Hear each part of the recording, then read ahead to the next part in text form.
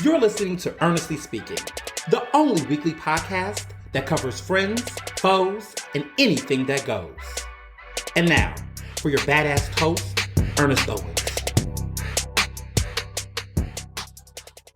And we're back with another episode of Ernestly Speaking with your host, Ernest Owens, myself.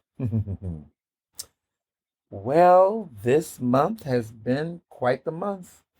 I mean, we're really about to really begin summer, which I'm excited about because I feel like, everyone's been, I've been hinting at summer, but I'm really a true seasonal evangelist. Like, I don't feel like you can call it summer until after June 20th. I've been playing around with summer previewing because y'all got less spring.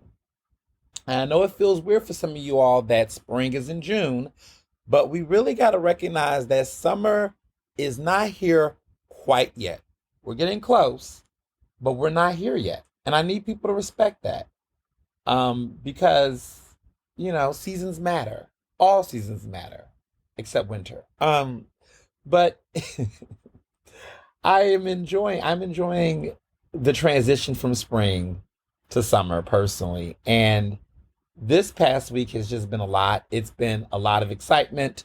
There's a lot of tea. You all have been bombarding my inbox, which I don't mind because there's been a lot going on in my, career. A lot of viral things has been taking place. And I really want the time to really unpack it. And the only place that I really can do that is right here on Ernestly Speaking because I have the chance to really articulate and say everything I want to say, however I want to say it, the way I need to say it so that you don't have to say it. So that's what we do. But yeah, I mean, for starters, this weekend, this past weekend was Father's Day. My biological father is dead. I, know a lot of times during Father's Day, people will, folks that don't have good relations with their dads or whatever, they make this whole thing about, fathers ain't this, fathers ain't that. I'm not really that person. I think for me, it's one of those things where, look, Father's Day can represent a lot of different things for different people. I'm on the side of that. For folks who had great fathers and good fathers, have your day.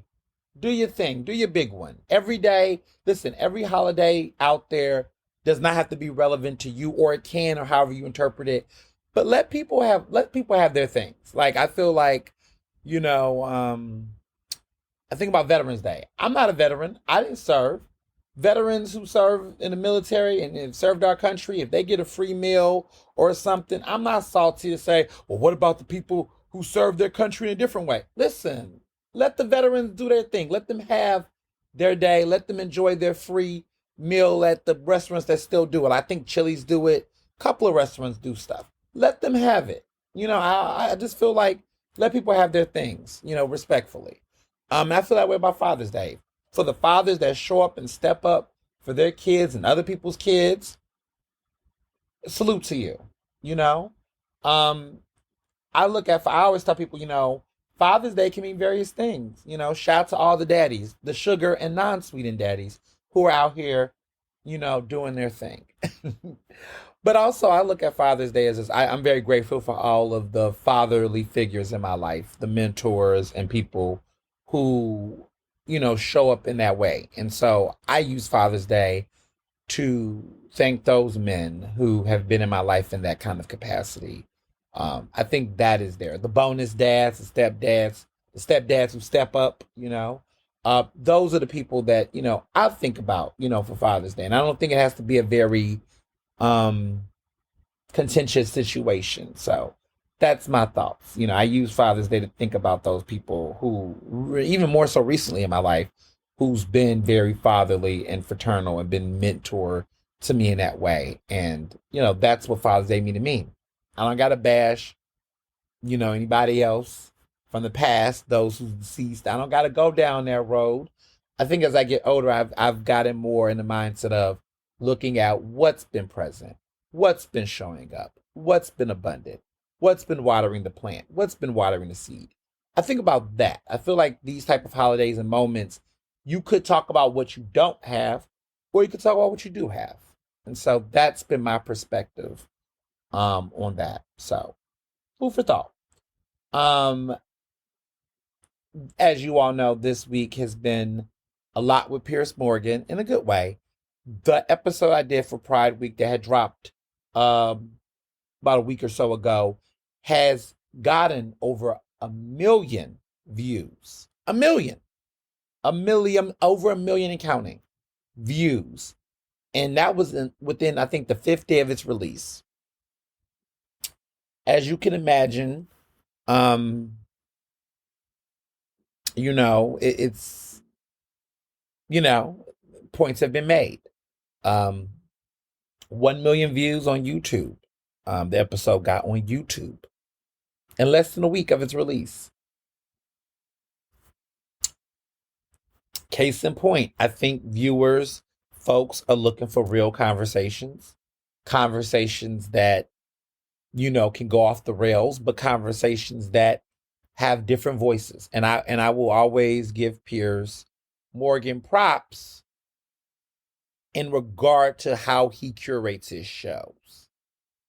Not necessarily how he asks his questions, because, but the fact that he is not afraid to bring people who absolutely disagree with him or really don't have any shared viewpoints for the most part with him. He gives them space because he recognizes how necessary the conversations need to be. Even if he can talk over sometimes and be completely intellectually dishonest.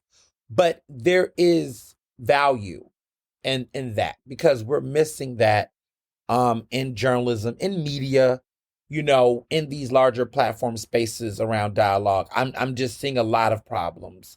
As you all know, we'll be talking about a certain somebody who is the headline of this recent episode that is completely doing the opposite. But also, compared to Piers, Piers Morgan was a professionally trained journalist. Now he's doing commentary and other things, but he has respect for the craft. He recognizes the ethics. He understands it. This is a man who's been trained in the field.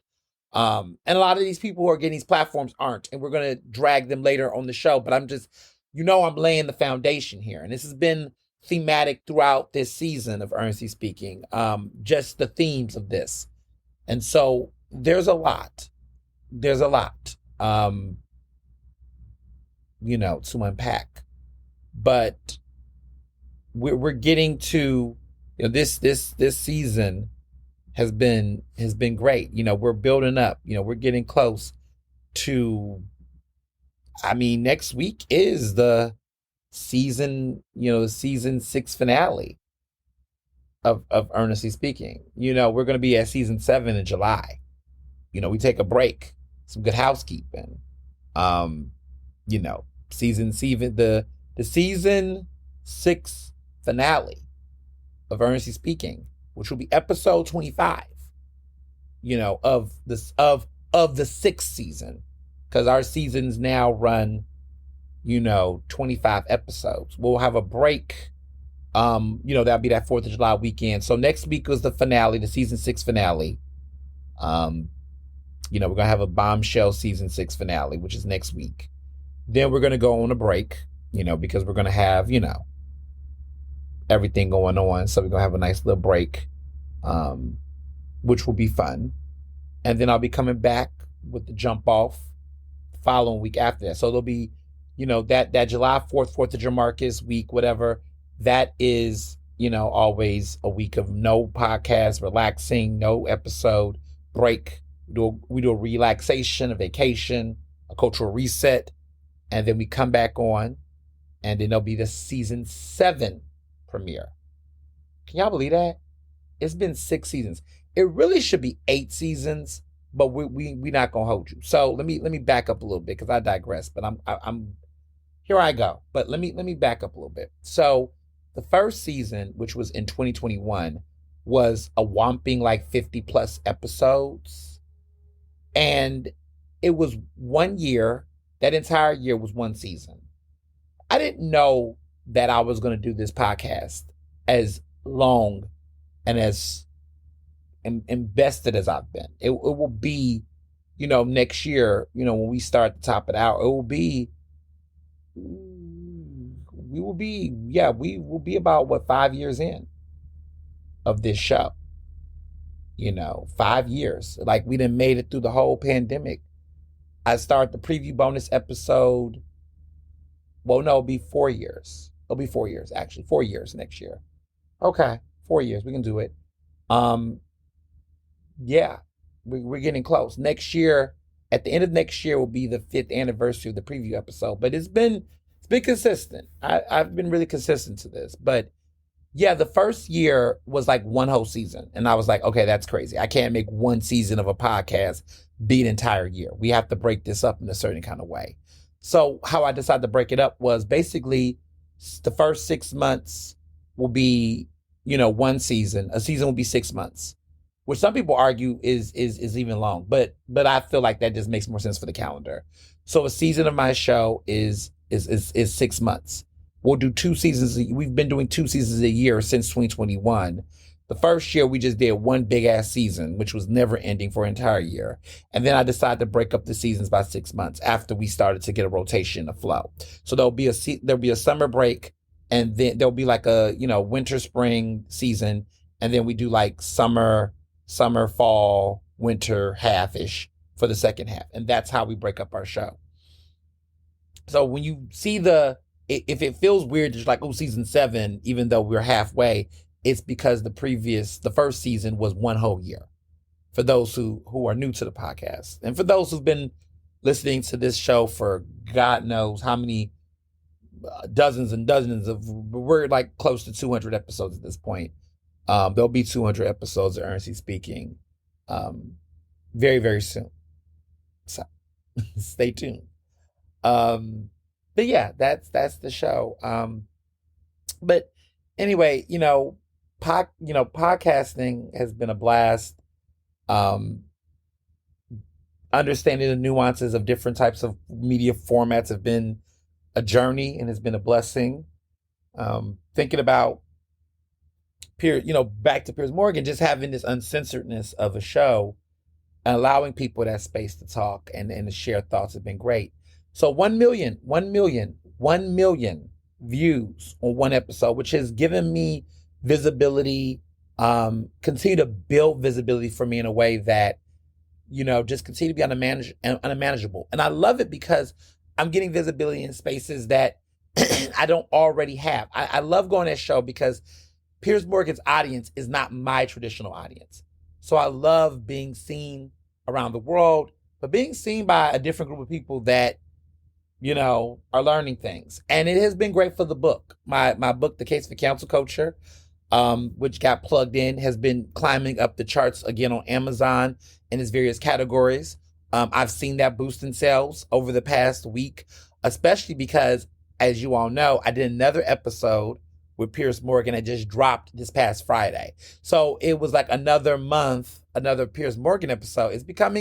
We're starting to speed up because there's some value there. There's some trends there. There's a flow there. The viewers definitely love them some me and hate them some me. Let me be clear. The love it's complicated, but clearly I do something for them. I create an arousal for them.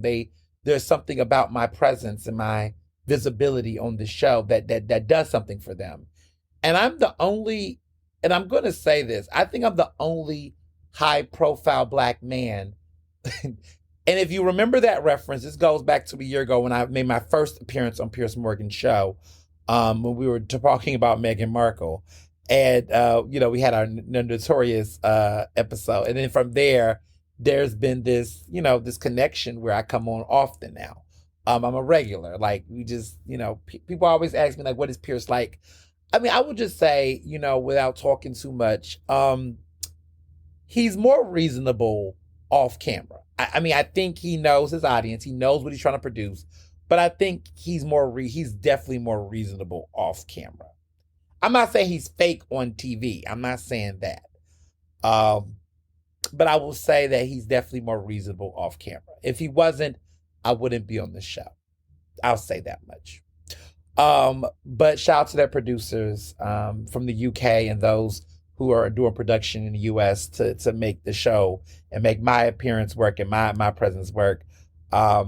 It's just always a good thing. So I was on a recent episode that happened this past Friday. It was fabulous. It was solely awesome. We were talking about Kevin Spacey. He did a bombshell interview this whole week. Piers Morgan show has had a lot of great episodes. He interviewed Candace Owens since her whole situation with the Daily Wire, which we talked about on Ernestly Speaking not too long ago. I highly recommend you all watch the episode. It's very interesting, the Candace Owens interview. I watched it from beginning to end. It is long, but it's good.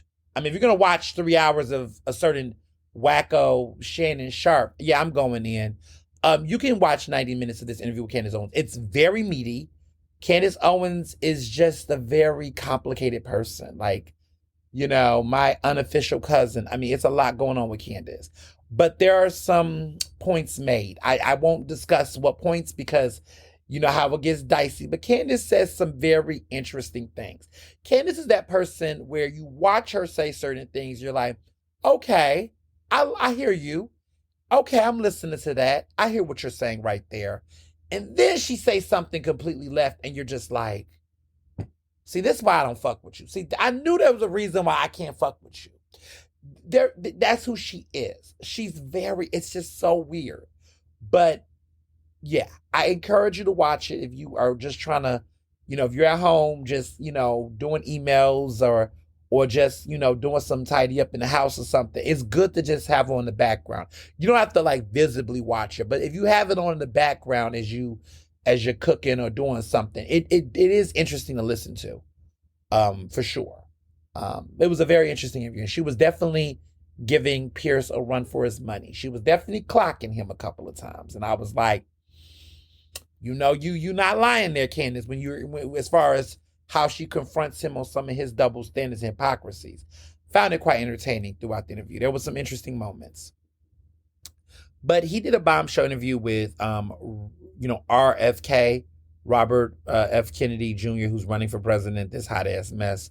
He does this bizarre interview with him, but he does this big interview with Kevin Spacey, which, of course, is, had several lawsuits accusing him of sexual assault, or sexual harassment, inappropriate behavior, various things alleged. So far, he's beaten those cases, which has not been highly publicized, but he still has another civil suit pending. He, in the interview, does admit to being handsy, which is basically groping with, inappropriately without the consent, right, of cast members and people over the past. He doesn't name how many phone calls he's made, but it seems to be several countless conversations in which he, admits to this behavior, not to the behavior alleged in those lawsuits, but just in general. And it was kind of weird. There was a conversation about being on Jeffrey Epstein's plane, but let me clarify that this was not Jeffrey Epstein's island, but just on a plane to a charity event with former President Bill Clinton. Which also just fuels a lot of other hysteria and allegations and suspicions there. But he clarifies that he doesn't have a relationship with Jeffrey Epstein, but he just talks about that. Random, but weird. He talks about going broke, pretty much. He has millions in debt. He's had to dodge himself from bankruptcy several times. What was I? He proclaimed as I didn't give a fuck listening.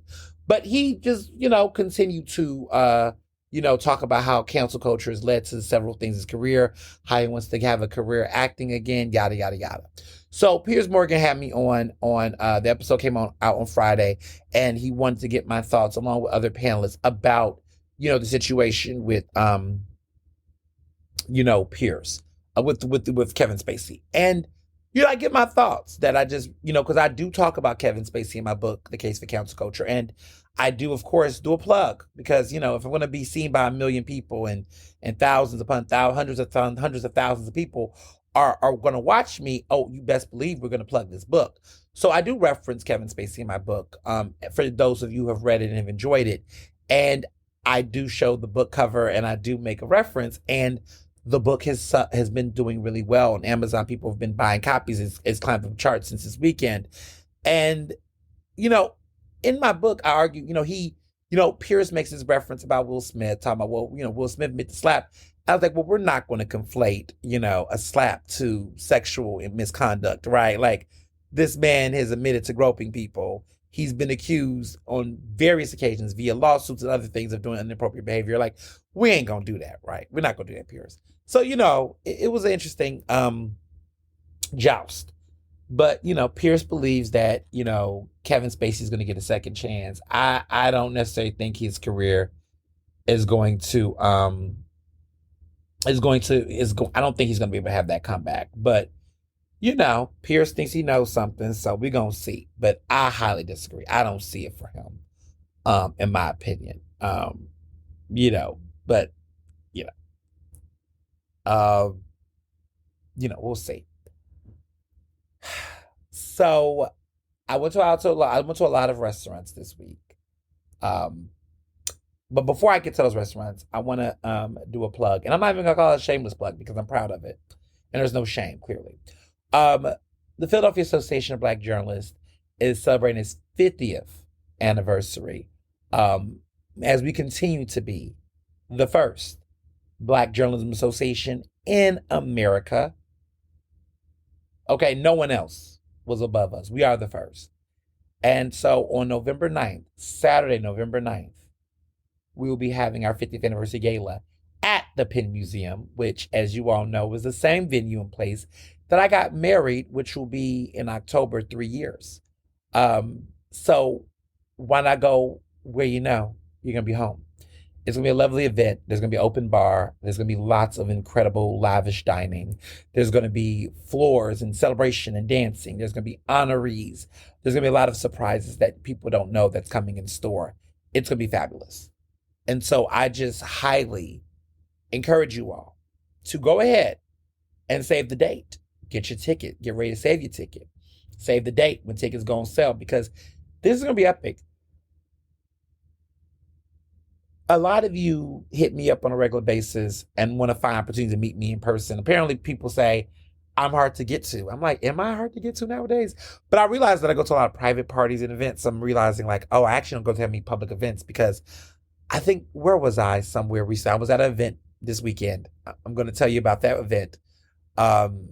But I was at an event that was like a general public event. A Roots picnic. Someone saw me at Roots picnic. Like they say, oh, I don't really see you at these events. I'm like, I'm always out though. But I realized that I'm not really out like at public facing events. I'm at like very private parties and things. And so for me, that feels public, but I realize it's not public to the public. So yeah, but I am making it a point to go out to some things, but sometimes it can be a little overwhelming. I'm not going to hold you. Like when you're out and you want to be with friends, or you want to, kind of be out, and there's always folks. And I don't mind people asking for selfies and things. I'm not weird like that, but it's annoying when you get the folks that you don't want to see that want to come up and talk to you or argue you about something you posted. And you're just like, I'm just vibing. Just say hi and bye, or don't say hi and just keep walking. Like when I see people I don't like at events, I often don't even say anything to them. And they don't say anything to me. The feelings are mutual, oftentimes.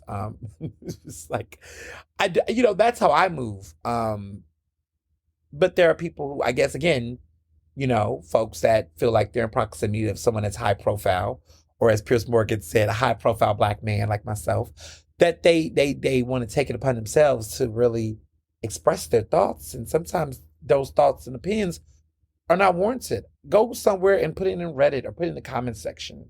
My goodness, I've done a good job of not looking up myself on forums and things, because when I was much younger, I did. But now as I've gotten older, I realize it's just not good, because people are just reckless and ignorant and racist and homophobic. Like, you're not going to find anything enlightening or anything thoughtful. It's always going to be just shady or just insecurities. And I think a common pattern that when I do fall in that trap of accidentally stumbling across something, like I just have learned not to read the comments on things. I really do avoid it.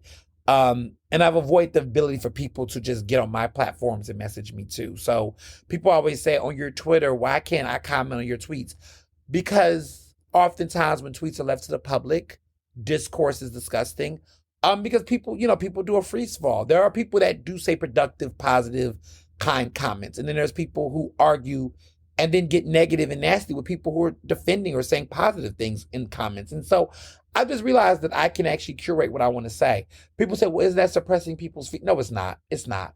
Because here's why. Because what I would say about the online internet, there is plenty of real estate on the internet to express your opinions about people and things.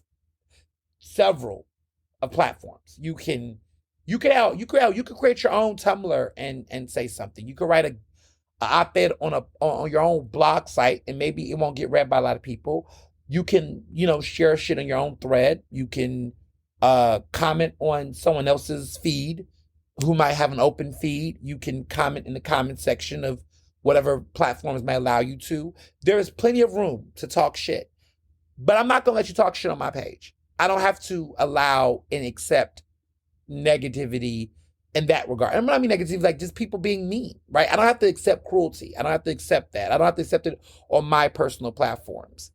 You're not entitled to my personal pages. You're not entitled to my personal spaces. You can go on other forums that allow that. There's plenty of places where you can bash, shit talk people and be ignorant and be all those things. But I don't necessarily need to hear it. And I don't necessarily need to read it. I don't have to necessarily create a space for you to do that. Because 9 times out of 10, if I clock back and make you quote unquote famous, right? Your life is going to be a living hell. Let's do that for the both of us.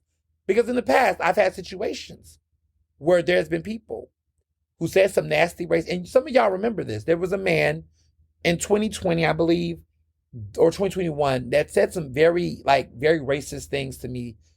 Just talked to me sideways, but he DM'd me. He got in my private messenger and said some crazy shit. And normally I ignore stuff, but I just said, who is this man that just keeps talking to me crazy?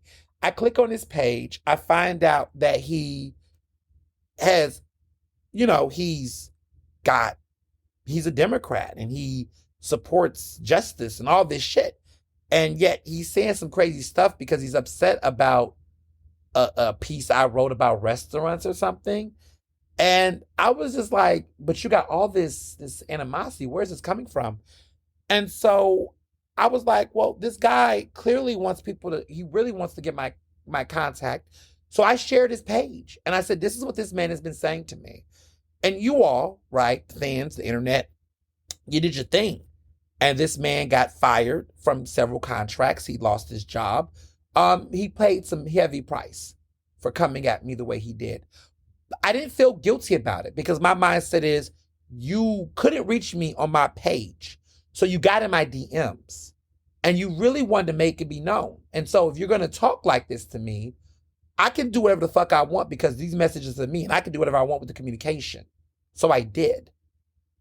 And that man lost his job and then was begging me, pleading with me, got my number from someone he knew and was like, trying to patch up and call and this. And I was like, but you did this to me. You came in to try to disturb my peace. You came to me with this smoke and you got mad that I extinguished it. Like you came with the heat. I didn't look for you. I did nothing to you. You decided to talk to me. So I tell people that, there's a reason why I choose not to engage because I can make your life a living hell. You don't want these problems. You don't want these problems. You don't. Which is why I choose not to engage. Because if I engage, that's basically me saying that I have time today. And I can, and it will be a mess for you. You're mad about something, which is making you call me the N-word or call me the F-word or call me something else. You're mad and you're mad in this moment. I'm like, you know what? You don't want this. Because it will never end well for you in the way that it will never bother me. So I just have chosen peace. Because there's a lot of people that be saying some stuff and I'd be like, if I really was to go there, it will never impact you in a way that you think it's impacting me, what you're saying.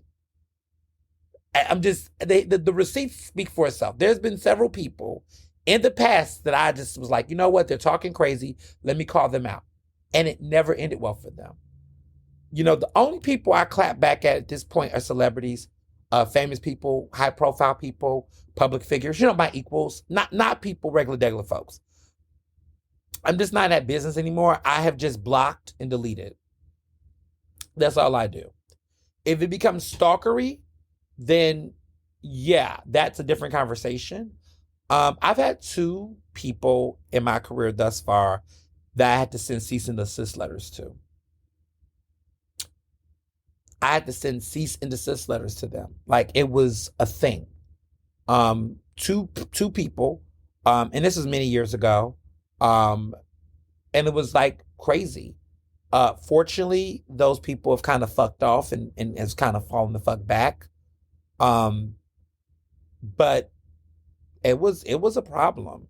And so there's a reason why I am the way I am when it comes to that, because I am very big on that. Thank goodness for having a good legal team. And, you got to have some other types of people that is just that I don't think people recognize like how this shit is serious. Like people can be obsessive, and it's important to have security and folks that are licensed to carry and people that are, legal. You got to have folks like I listen. I got people behind the scenes. I don't have to explain it, but you don't. You got to be smart out here.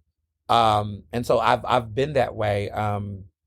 Very very early in my career, but I would say the past 5 years for sure, because it has been a lot, and I'm very mindful about where I go out, who I'm with.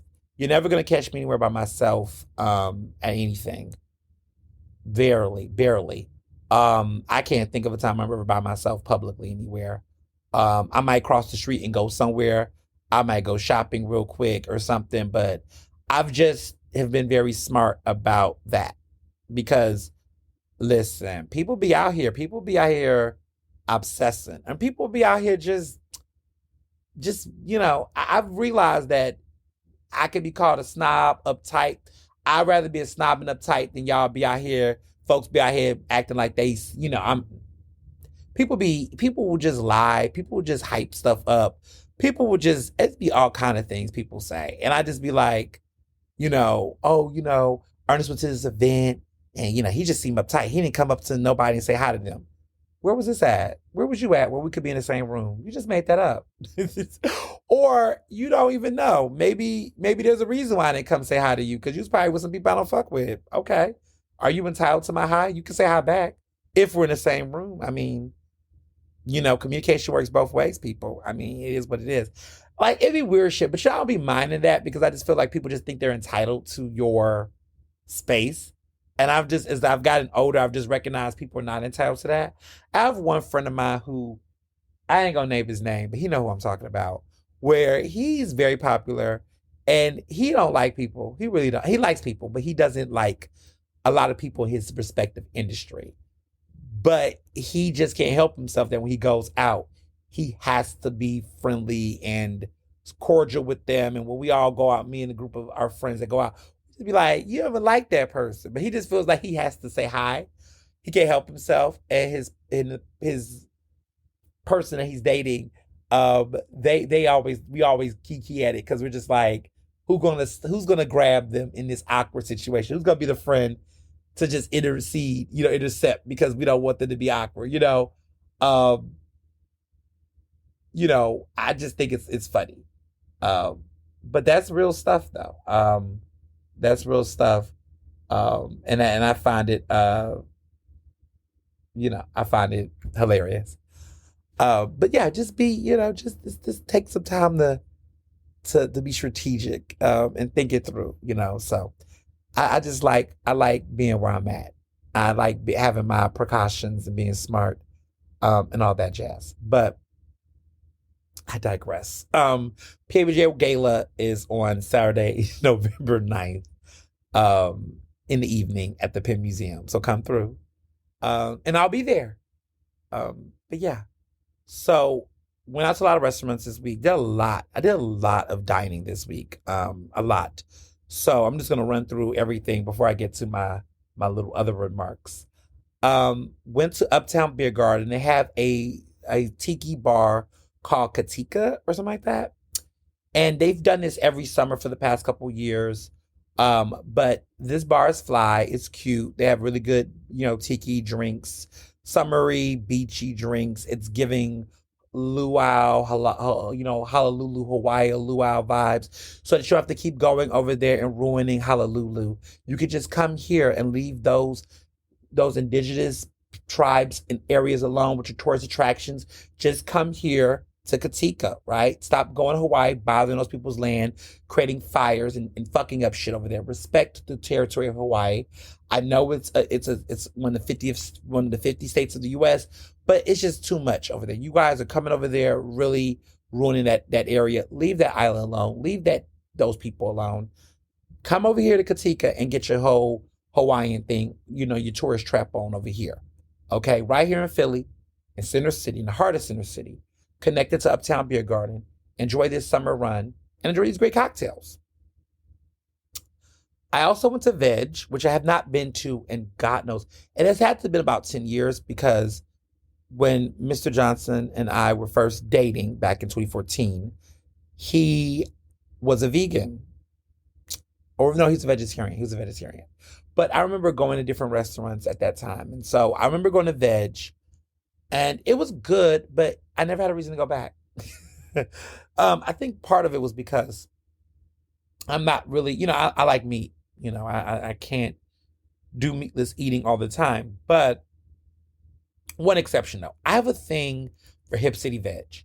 Like there are times where I'm like, I don't want like a super heavy, groggy lunch that's going to make me have an itis. You could go somewhere, get you a good Primo's hoagie or some hoagie somewhere, and you're having it, and I'm having what I call my guilty pleasure, and it's not, I shouldn't even call it guilty, but I should have fun eating food. I love food. So it's not a guilty pleasure.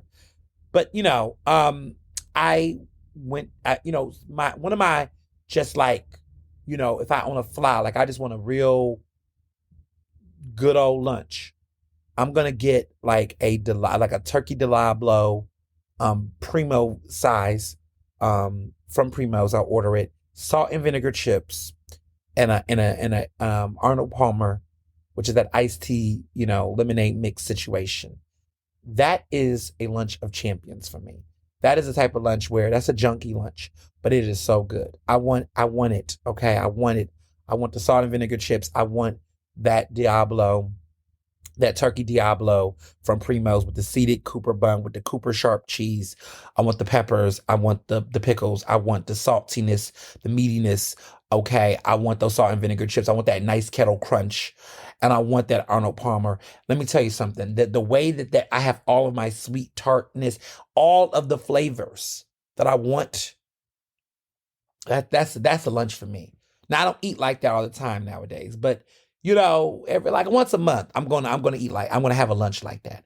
And I'm gonna eat it real good. I'm gonna watch a really good, ridiculous rerun of Love and Hip Hop on YouTube compilation. And that's my lunch. I'm gonna have that. I'm gonna have that hoagie. I want the full hoagie. I want the salt and vinegar chips. I want that. And if I'm really feeling greedy, I want a brownie or a good old chocolate cookie from them. And I'm gonna watch a compilation, okay, of Love and Hip Hop series on the VH1 channel. I'm going to watch all the fighting and and I'm going to enjoy all of that. I'm going to watch a whole series and I'm going to crash, have an itis. I'm going to fall asleep. That is like, listen, during the pandemic, I had a lot of those. It was how I was able to process a lot. Couldn't do anything else. I ate my way through the pandemic. Okay. I definitely did. I'm looking at old videos of myself from like last year and the year before. I'm like, wow, I look very different. I looked good then too. Okay, let's be clear. But I'm just looking at old videos like, wow. But I'm making some improvements, lifestyle improvements, health-wise and eating, like doing, and so one of my things have been Hip City Veg. I love the Hip City Ranch with the sweet potato fries and the Green Goddess smoothie. That's like my new junkie, like lunch situation. And I just appreciate that. So I can eat that on a regular. I just love it. It's so good. It's all dairy-free, meat-free, all that. But it's so good. It just satisfies my needs. Nowadays, my junk lunch though, because I got Honeysuckle Provisions, and shout out to the people.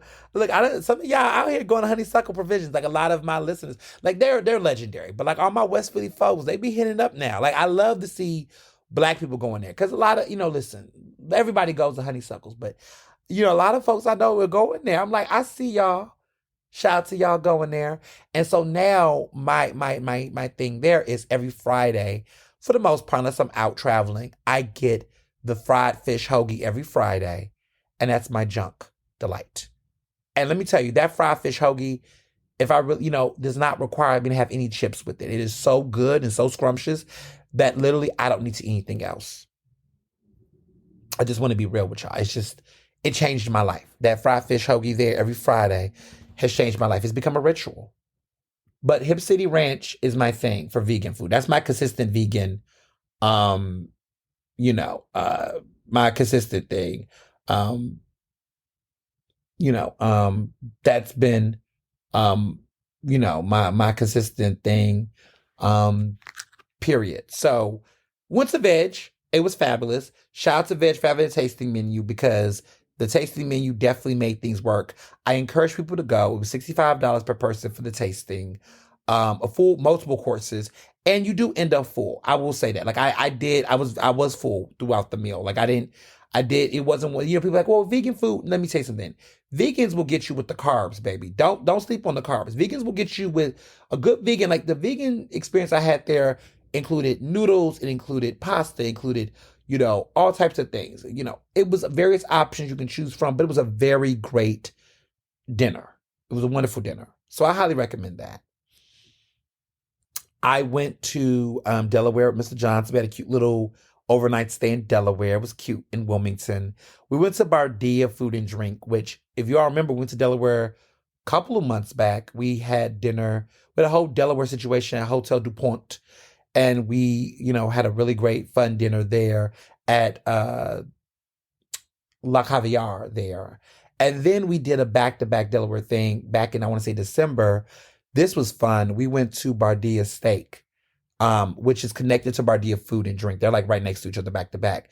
But Bardia Steak is the more elegant steakhouse, and Bardia Food and Drink is still it's still an elegant experience, but it was definitely more relaxed, but general food items. So it's not just steak there. They had everything, various things on the menu, and great pasta, great tasting. I really, really enjoyed dinner there. It was it was so good. The Bardia brand is phenomenal. If they came to Philly, they would be blowing people out. Literally. They would be knocking a lot of your favorite restaurant groups out the water. They're doing some big things over there at Bardia. I think they're the best restaurant situation in Delaware. I know this is going to be controversial to people, but I'm going to stand 10 toes down. That is the best. They have the best restaurant situation in Delaware. I'm just going to put that on the table right now. The Bardia Group, either one of them, either one, both of them. If you can't get a reservation at Bardia Steak, go to Bardia Food and Drink, both of them. And they're popping, y'all. People, it's always packed in there. Bodies are in there. And a lot of that has to do with, I think my influence. I've definitely been speaking them up across Philadelphia and across the region. But that is a thing to go to. They're worth the drive. They're worth the drive. Just gonna put that out there. They are worth the drive. I highly recommend them. That's some good eating. That's some good eating. Okay. Outside of them, I caught up with my frat brothers. We went to Middle Child Clubhouse for brunch. We had the private event space room in the back, which I'd never dined in before. Like I've gone to Middle Child Clubhouse for dinner. I need to go, but I've gone to brunch a lot. The brunch situation is fabulous. They got one of the best brunches in the city, if you didn't know that already. They just have a great brunch situation. And I was just reminded when I went there this weekend with my frat brothers, we just had it was like 8 of us or something. And we went there and we had we had a vibe. It was a vibe. They were so nice to us. And a good time, a very good time. I really love what they're doing there. Um, it was a great time. And I just love that pancake. There's that really good pancake that they try to say a double stack. I mean, how can you double a double stack of that pan? It's so fucking thick and big. It's just, you really just, I mean, we shared it with some of my brothers and I, we shared it. It was great. It was a good time. I just am reminded how good that food is. They have the best breakfast sandwich in the city, in my opinion. They're just the best breakfast sandwich. The egg is so goddamn fluffy. The sausage, I had it with sausage this time, and they have a new hickory sausage that just goes so good. Huh, go there if you have not. If you have not, go. It's just, it's the bomb. Where else did I go? Bardia I went to. Okay, the best restaurant dining experience I have had in Philadelphia this year so far was this past weekend. Because I guess I'm halfway into the year. So I guess we're talking what's the best things of the year so far. I mean, everybody's talking about the best albums of the year so far, the best whatever so far. The best dining experience I've had of the year thus far was in Mount Airy. It was Jansen. A lot of you all know Jansen is not new. Jansen has been around the block for quite some time. But Jansen, I finally had the experience I wanted to have there. It was incredible. It is stellar. It is immaculate. It is everything that I want in an outdoor, summery, spring restaurant dining experience. It is the best restaurant I've been to in Philadelphia this year. So far. I have to say so far because, anything can happen in the fall. But there is definitely going to be in the top 5 of the year at the end of the year. I went with my lawyer, his lovely wife, who's a judge, Mr. Johnson. It was a couple's date. They were the best people to have dinner with because they know that area. They live in that area. They know that restaurant very well. They've been telling me about it for years. I finally had a chance to go with them. It was divine. So I'm going to say this because they're doing their summer menu. So they do this thing where they do a serving in front of you. And in the fall, they do the beef Wellington, like the fall, winter. And then in the summer, they now have a Dover sole, which is really good. I had heard great things about the beef Wellington and always wanted the beef Wellington. And they were so nice enough that they I guess they found a beef Wellington somewhere and they prepared the beef Wellington for me so I could be able to try, so we could try at the table. It's now on their menu. So a lot of you all saw those great pictures of the Wellington with the truffle. They did that for me. I just really wanted to try it. But it will be coming back in the fall. The Dover sole is also very good. I highly recommend you all go now and try the Dover sole because that's more in season. But I just really wanted to try the beef Wellington, and it was so good. It might be the best beef Wellington I've ever had. And I told you my beef Wellington experience is very limited because I had beef Wellington at Hell's Kitchen, which is also very good. And I went to one in Atlantic City. That was also phenomenal. I had it at Alpen Rose, which they serve all the time. And that's definitely top tier beef Wellington. But this one at Jansen, superior. Oh, the crust was so flaky. It was so succulent. It was just so good. I mean, I felt overstuffed when I was eating dinner that night. I was just eating, it was multiple courses. And I was just like, oh goodness, it's too much. But like now in retrospect, I wish I could have it again. And I would tear it up. I would just eat it. Can I have it again? Can we run that back? Because I would just eat that and that alone. Like it was just so good. Oh my goodness. It was perfection. It was a good time. It's a place. Now let me be clear. This is a very intimate restaurant. This is a restaurant that you go to. It's out in Mount Airy. This is not a little restaurant that you just go to, kids, on some, I just want to go to Jansen and try it out. No, this is more of a anniversary, a nice date night. Your boo got a promotion. Somebody won an award. You got something to celebrate. It's one of those restaurants. And listen, I love with you all when you message me about places and we have this little banter. Sometimes we talk. I love how when I say this, you all know what that means without me having to say what that means. You know what that means. Because I do, I am very conscious about, look, in this economy, we got to be mindful about this economy, okay? Folks out here, want value and they want to make sure they spend their money right and do their thing right. So I'm not going to be that person that's going to be like, go to Jansen next week, whatever, like balling out of control. Like I understand everybody have different ranges.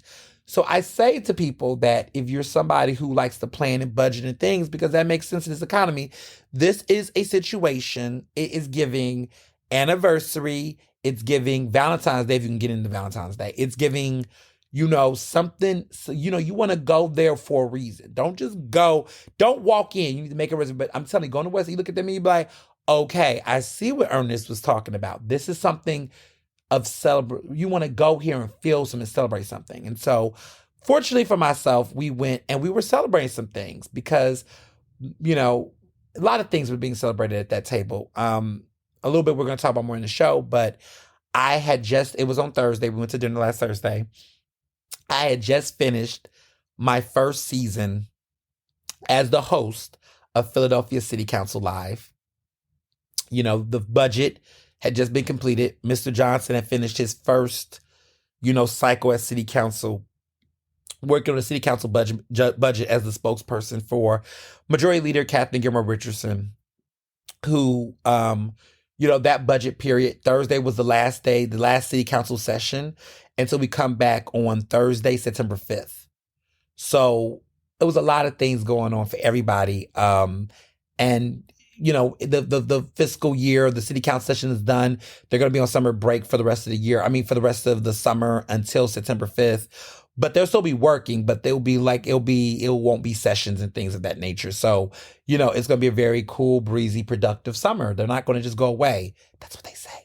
But it's going to be more, chillax, I suppose. So there's a lot to celebrate. Mr. Johnson's, summer City Council session wrap up, in his year as the spokesperson.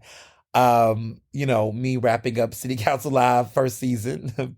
Look at that, and just a lot of great things coming up in store. A lot of great things that I can't wait to talk about very, very soon. But just a good time, just a really good time. So there was something to celebrate the dinner table. It was fabulous to be with my lawyer and, connect. So it was a fabulous dinner.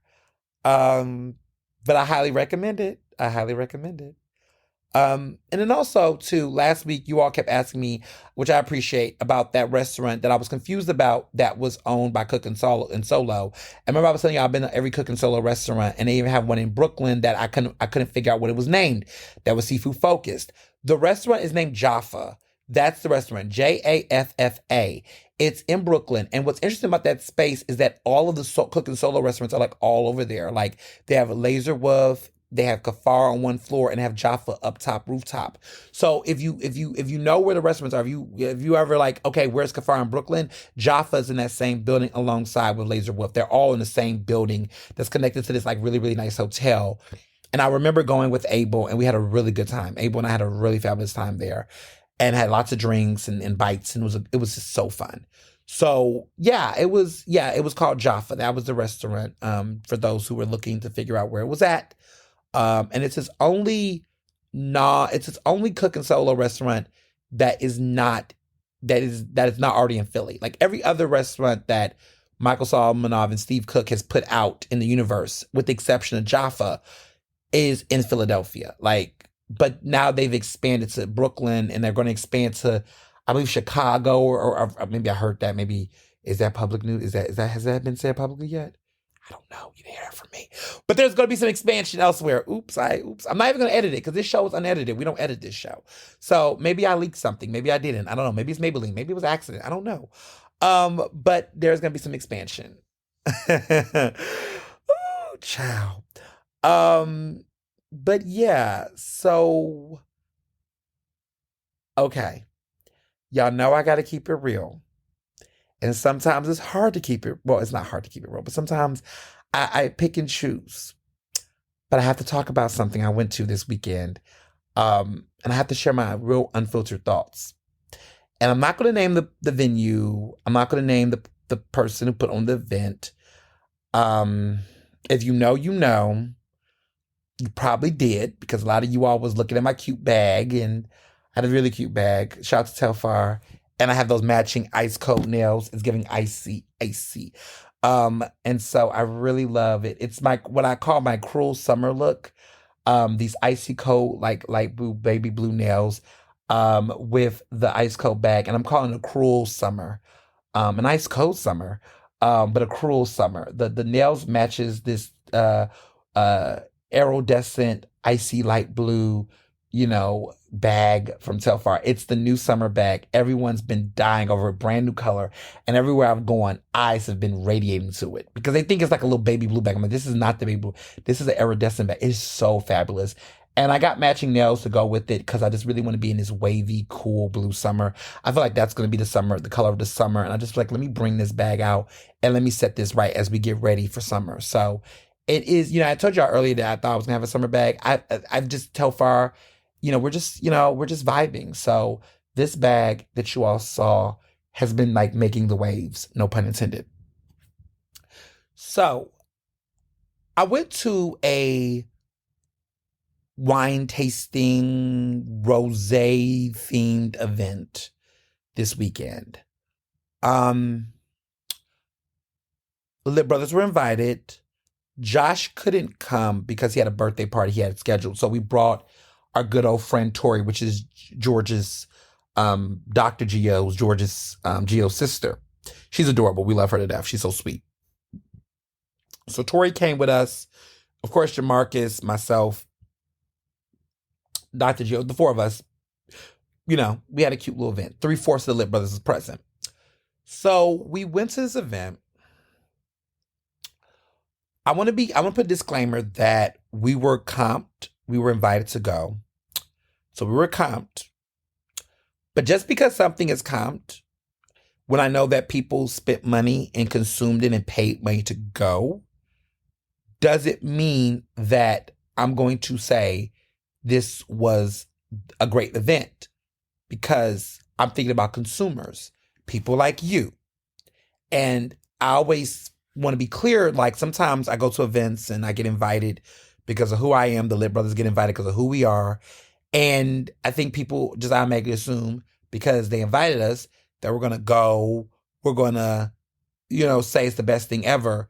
But if it really wasn't, and people are looking at my page or people are like assuming things, they're going to think, oh, well, it's worth me spending money out of my pocket to go because it's going to be X, Y, and Z.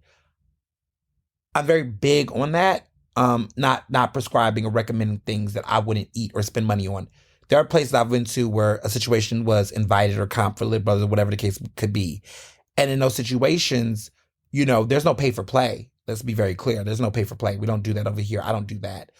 I'll go. I accept the invitation to attend and go. But at the end of the day, I'm honest because I'm honest, and I tell people that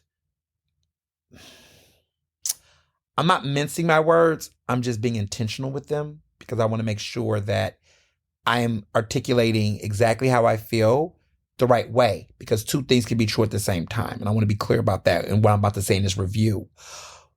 Everybody like, oh, he didn't got serious. Look at his voice. He taking his time. He pausing. Oh, he about to read. You see how he got real quiet and paused there? Ooh, it's about to go. Ooh, let me turn this on. Let me pay attention real quick. Let me put my dishes down. Let me put my thing down, because I feel like he about to say something real big. You know what time it is. We always had that moment in the podcast where things just go a little bit more, let me focus. But I don't want people, like, I'm very mindful of my followers, my listeners, my fans, my supporters, that I don't ever want to recommend you go somewhere if I wouldn't go back, if I wouldn't go, you know what I mean? And so just because somebody invites you or whatever, your presence give value. Let's be very clear. My presence there, because trust and believe, baby, they got photos of me there.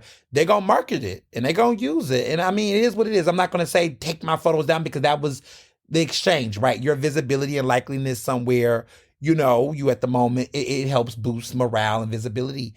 And the thing about me is that I have a rule that I don't promote or push anything prior to ever going to it, right? So, I went to Roots Picnic. I gave y'all an honest review about the Roots Picnic, right? There's things I go to. I'm like, yo, go here. It's fabulous. It's really good. It's worth it, right? But there's some things in life where you just look at some stuff and you just go, yeah, no. And so I went to this event, and I like going to some public facing events because, fans see me. So a couple of people recognize, like, oh my God, we're surprised you'll be somewhere like this. I'm like, why are you saying that? What do you know that I don't know? Why are you saying it like that? Like, my bias is like, why would you say that? But trying to figure out what they meant and what was it giving. Okay, let's get into it. So, for starters, I love a big Black event that has a lot of Black people having joy. I want to be very clear that I love an event where we can see Black people having fun, having a good time, and there are moments to appreciate like that. I love it. I live for it. And I do think that in some ways, there are events out there that that type of joy is good to have. But I also think that what has been annoying to me lately is that there's been a lot of people who've been popping up, you know, trying to create moments, trying to produce events. I don't know who told them that they can produce an event. I don't know who told them that they can do it, but there's a lot of people that want to throw events. And as somebody who throws events, I know how to host events. I mean, people have gone to my events. I don't play about ever since I've been married, ever since I planned my wedding, which was epic, I have had a bug in me to plan events. And I've been planning events. I do them for organizations, nonprofits I'm on board of. Like I plan a lot of events now, and I love it because I know what it takes to make a good event, right? I know how to engage sponsors. I know how to raise money. I know how to promote. I know how to do real events, but I also have to have, an event has to be rooted in a purpose. There has to be a purpose. And the purpose does not have to be philanthropic. It can be a purpose of something, but you have to have a focal point of what generates people to come. And you have to honor whatever you're presenting the event to be. There's a lot of elements to throwing an event, and you have to make sure that you're honest about it, right?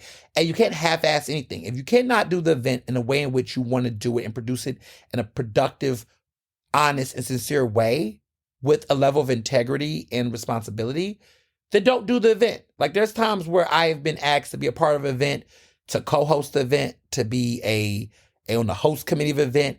And if I don't believe in the event, I won't do it.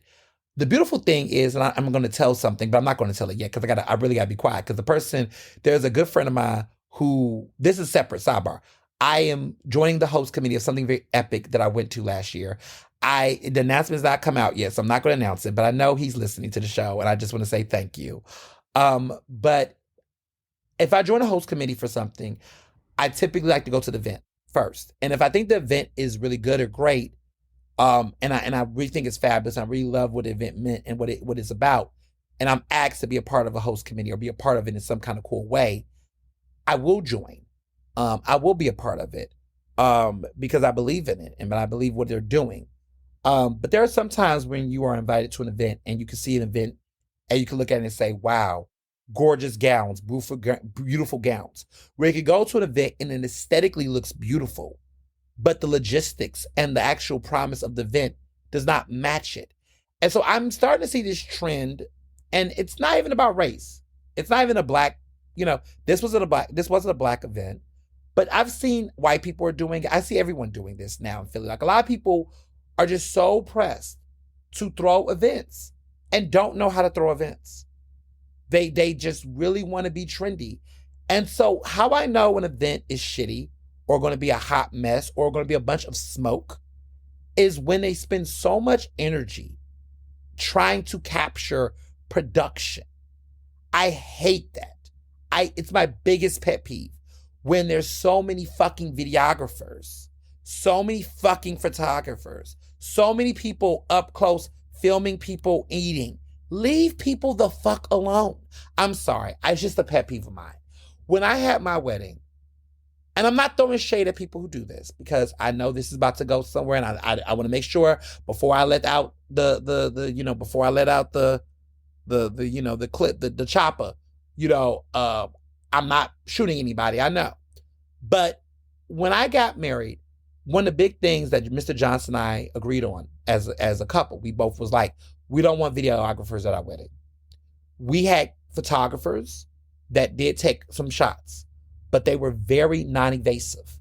They took some photos. We have a beautiful photo gallery. We had a good time. But I did not want a videographer at my wedding because I was not filming a reality show and I was not filming a movie.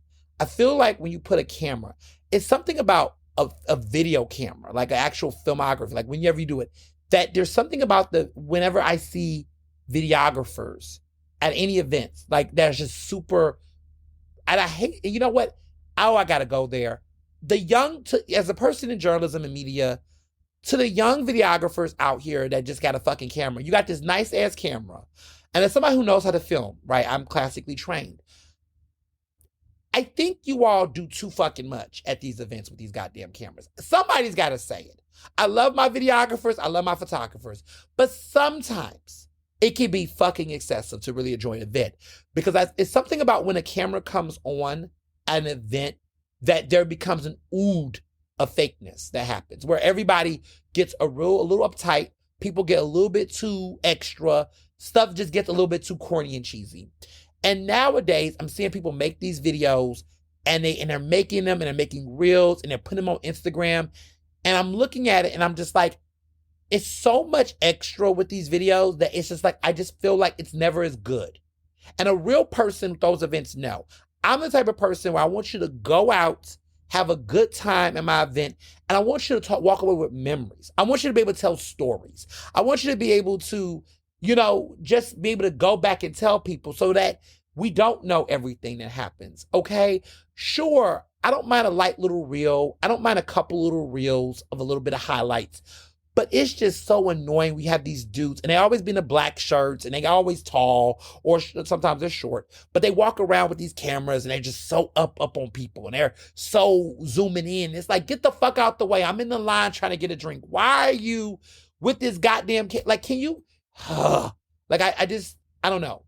Real videographers know how to come and do their work without disturbing the environment. Real videographers know that you don't have to run up and chase every time there's movement at a party. Okay, there's a group of people dancing. Let them fucking dance. Like, you don't got to always be there when the camera, like, what? And I feel like what happens is that when you see a party, an event, they just only edited all this lively activity. And I just kind of feel like that's cheesy and corny to me. I really don't like reels. I just don't really like the over excessiveness of it all. I feel like it's created a fake atmosphere. When I go to a lot of those events, whenever I see people do events like that, I always run. It's always my go to run. Like whenever I see people do events and it's like these over the top reels with corny background music and they're always doing that thing, I feel like you just know that event wasn't as good as they pretended to be. I'm not saying it was a horrible event, but it's never as good as the camera makes it look because you just know it's crafted. Sometimes they even tell people to be excited or to do certain things in order to make the content. Like everything is going through the influencer lens. Like we're at that part of society when we look at filmography where we're in the era where people are making video through the lens of an influencer because now a lot of influencers make reels and that's fine. Like influencers do what they do, but I'm talking about like actual event, like media people who are like sculpting events in the same way with their camera and doing highlights. It's like, ooh, and so that's just, I don't know. It just feels inauthentic to me and I've been a turn off from it. And even when people do weddings, like I've seen people do wedding movies and I'm just like, that wasn't even a wedding I went to. Whatever that was on that film, that wasn't the wedding I went to. That feels like something completely different, but wedding movies always make me cringe. And I get it. People do their weddings. I'm not judging people. Have a good time. Have your wedding. But I just feel like, I don't know, these highly produced, over the top, drone produced wedding ceremonies. I just feel like that's just so much. That's just so much. I don't know. I don't know. I might be a traditionalist, but I just feel like people spend so much trying to do that. And then people just don't look like they have a good time too. Because when I feel like I see people do those videos, I just feel like people just also feel like they have to really put on. I'm like, why can't you be your unauthentic self? Like I wanted people at my wedding to be drunk, to give speeches, to say what they want to say, to be, to say, be unfiltered and not feel like they had to be on camera. And I had that. I really had those moments. My wedding shower was great because the wedding shower was just, perfect. Like everybody just was able to be we cried. It was very intimate. We had some pictures, but we just really just had a really great time. That was not just, with some little bit of, wedding shower drama, but we didn't have it. It could have been a reality show episode, y'all. Not with me, but somebody else that was there. And that was the beginning and end of that friendship. But sidebar. But there's always a lot of like, you just never know what you're going to predict or get. And I just feel like people should just be more considerate about that. But anyway, this event I went to over the weekend, they framed it as like a wine tasting, rosé tasting situation. And it was disappointing because they charged like, I think 50 something bucks or whatever for general admission to get in, I believe. And then they had like a $40 like additional pay for an add-on for a 5-course meal. So in total, the ticket would have been roughly over $100 to go to this event. So when I got there, I'm thinking, okay, it's a rosé tasting. Again, I was comped, so I wasn't tripping. But let me just explain like a consumer, because this is what I felt like. I go in there, the first hour, there was like a cocktail hour. They said there was a complimentary cocktail, but there was no details on where you can get the complimentary cocktail. So I ended up having to buy a cocktail. Fine, whatever. Cloud Cups, who I love to death, they have that location in northern, not northern, but in East Kensington. They have Cloud Cups, which makes really great gelato and sorbet. So I got a scoop. We got a complimentary scoop of this really good. I had a raspberry lemonade gelato. Was it gelato? No, it was sorbet, because it was too hot outside. It was very hot. This weather, y'all, been warming up. I ain't complaining though. Shout out to the weather. But drink hot, hydrate, and wear sunscreen, y'all. Black girl sunscreen if you're black, okay? Because it doesn't have that white white chalkiness on the skin. So that's why I like that sunscreen. Black girl sunscreen for those who don't want that like white chalkiness. Because not all sunscreen is made for black people, clearly. And I highly recommend some good sunscreen. And let me tell you a little pro tip. You could also get Kiehl's. They have the SPF in the sunscreen, which I really like. And it doesn't really be chalky on my skin. But also another pro tip is, what I also do is that when I use different moisturizers and I'm going outside, I get my Black Girl Magic sunscreen and I mix some of it in with my moisturizer so that it really is a part of my blend where I don't have to feel like I'm putting extra layers on my skin. But I've heard from people, including Mr. Johnson, he replaces his moisturizer with it. But because I love me some Kiehl's, I mix in my Ultra moisturizer with the Black Girl Magic sunscreen. But then sometimes, if depending on the day, if I'm going out somewhere really, really hot, I might just already use the SPF, blended moisturizer from Kiehl's already. So either or, take advantage. And there was a great 50th off sale for Father's Day on Kiehl's that, I know all too well. So get into that as well. But anyway, I wanted sorbet rather than gelato because the weather was hot and it was great. It was a great day for sorbet. I heard it's going to get hotter next week, like 100 degrees apparently. So the dog might be staying inside, okay? Because I've been outside a lot, but I might be staying inside. Got me some good sorbet. Got me a cute little cocktail. And before y'all talk about, well, why are you drinking liquor? Don't that dehydrate you?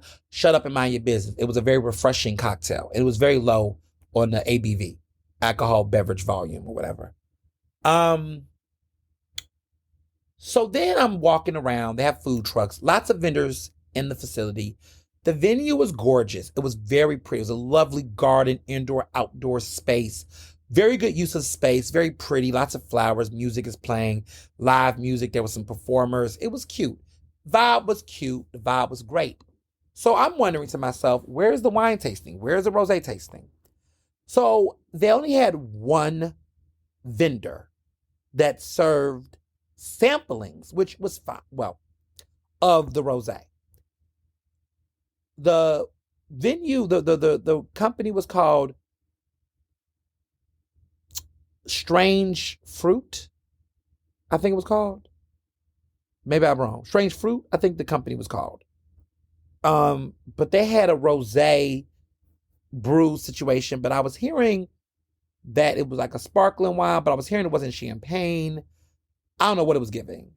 They served it in a medicine cup.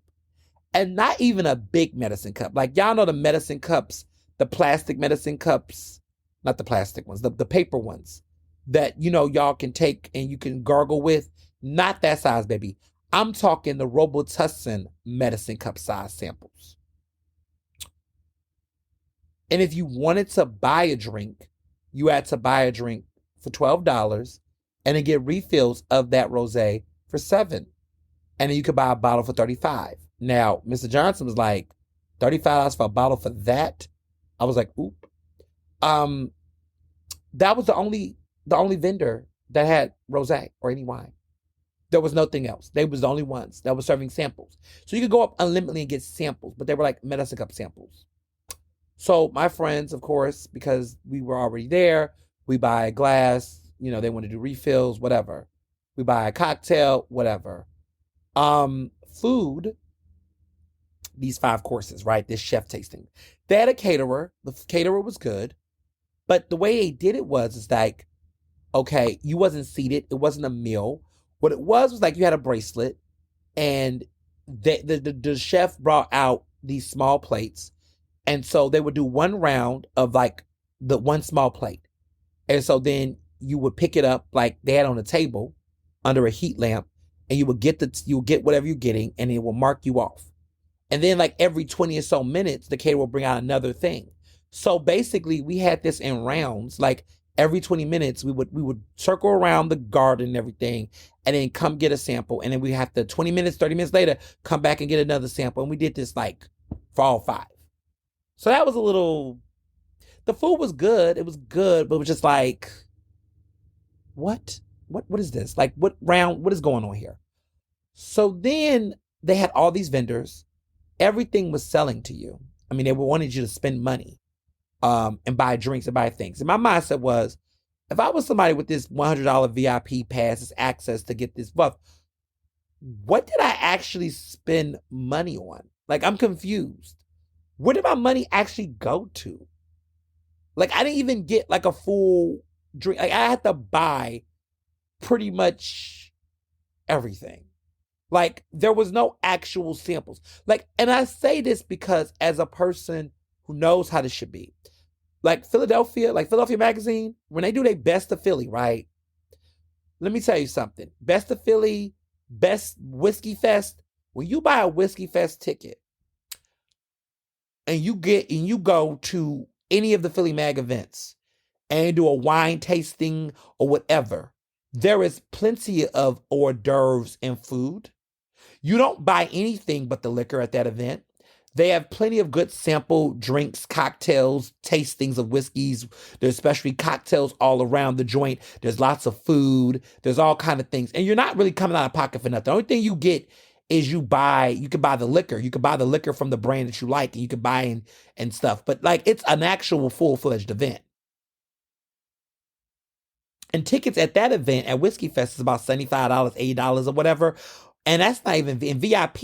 You just get an early hour and you get a little gift bag, right? But a ticket there is like about $100 or less. But you get to be there for a couple of hours, walking around, having tons of exhibits and things. Now, I'm not trying to compare that event to the other event. But what I'm saying is, if you're going to have a venue and say tasting, baby, have a tasting. That wasn't even a sampling. That was, I don't know what the fuck that was. But I just felt like it would have been a ripoff. Like, okay, so you tell people to spend $50 to come to an event, to only go there and spend a bunch of money. Right? You got to buy $10 cocktails. You got to buy $7, $12 glasses of wine, of sample wine. You got to buy. And so the vendors, I mean, I can only imagine they were making money, but it was kind of like, you got to spit, like, what was the point? Like, and so I just feel like what's happening is that, I got to call it what it is. I love supporting Black events, and I'm always going to support, because let me be clear, there are Black-owned event spaces and restaurants that do good events. I'm not saying it's a this or that, but I feel like there are people that capitalize off of the exclusiveness or the scarcity of Black events, that they throw crappy ones and we feel obligated to support them because there's not that many. But I'm not going to do that anymore, because at the end of the day, price gouging or just exploiting folks who really expect something and not getting what they're delivered is a disappointment. Like, imagine spending $50-something to go to an event where pretty much you pay $50 to get in. You get a scoop of gelato, if you make it the first hour. You are not really getting a glass or a complimentary glass of rosé.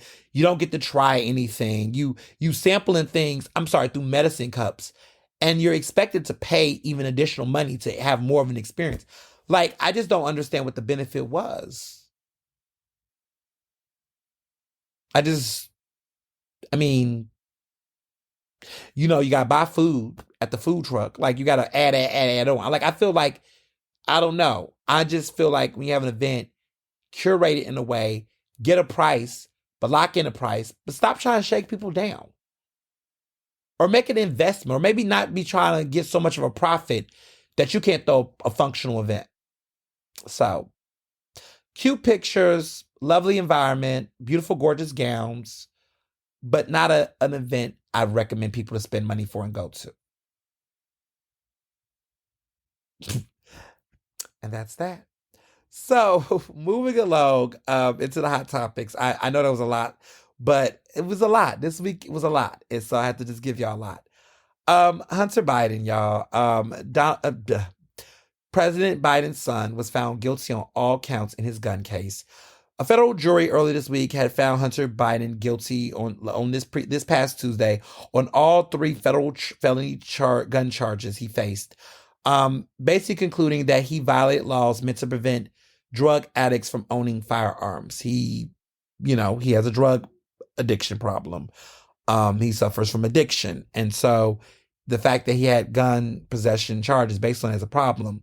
This conviction marks the first time a president's immediate family member has been found guilty of a crime during the father's term in office, though his crimes predated Biden's tenure as president. And this is coming from CNN, who had extensively covered this trial.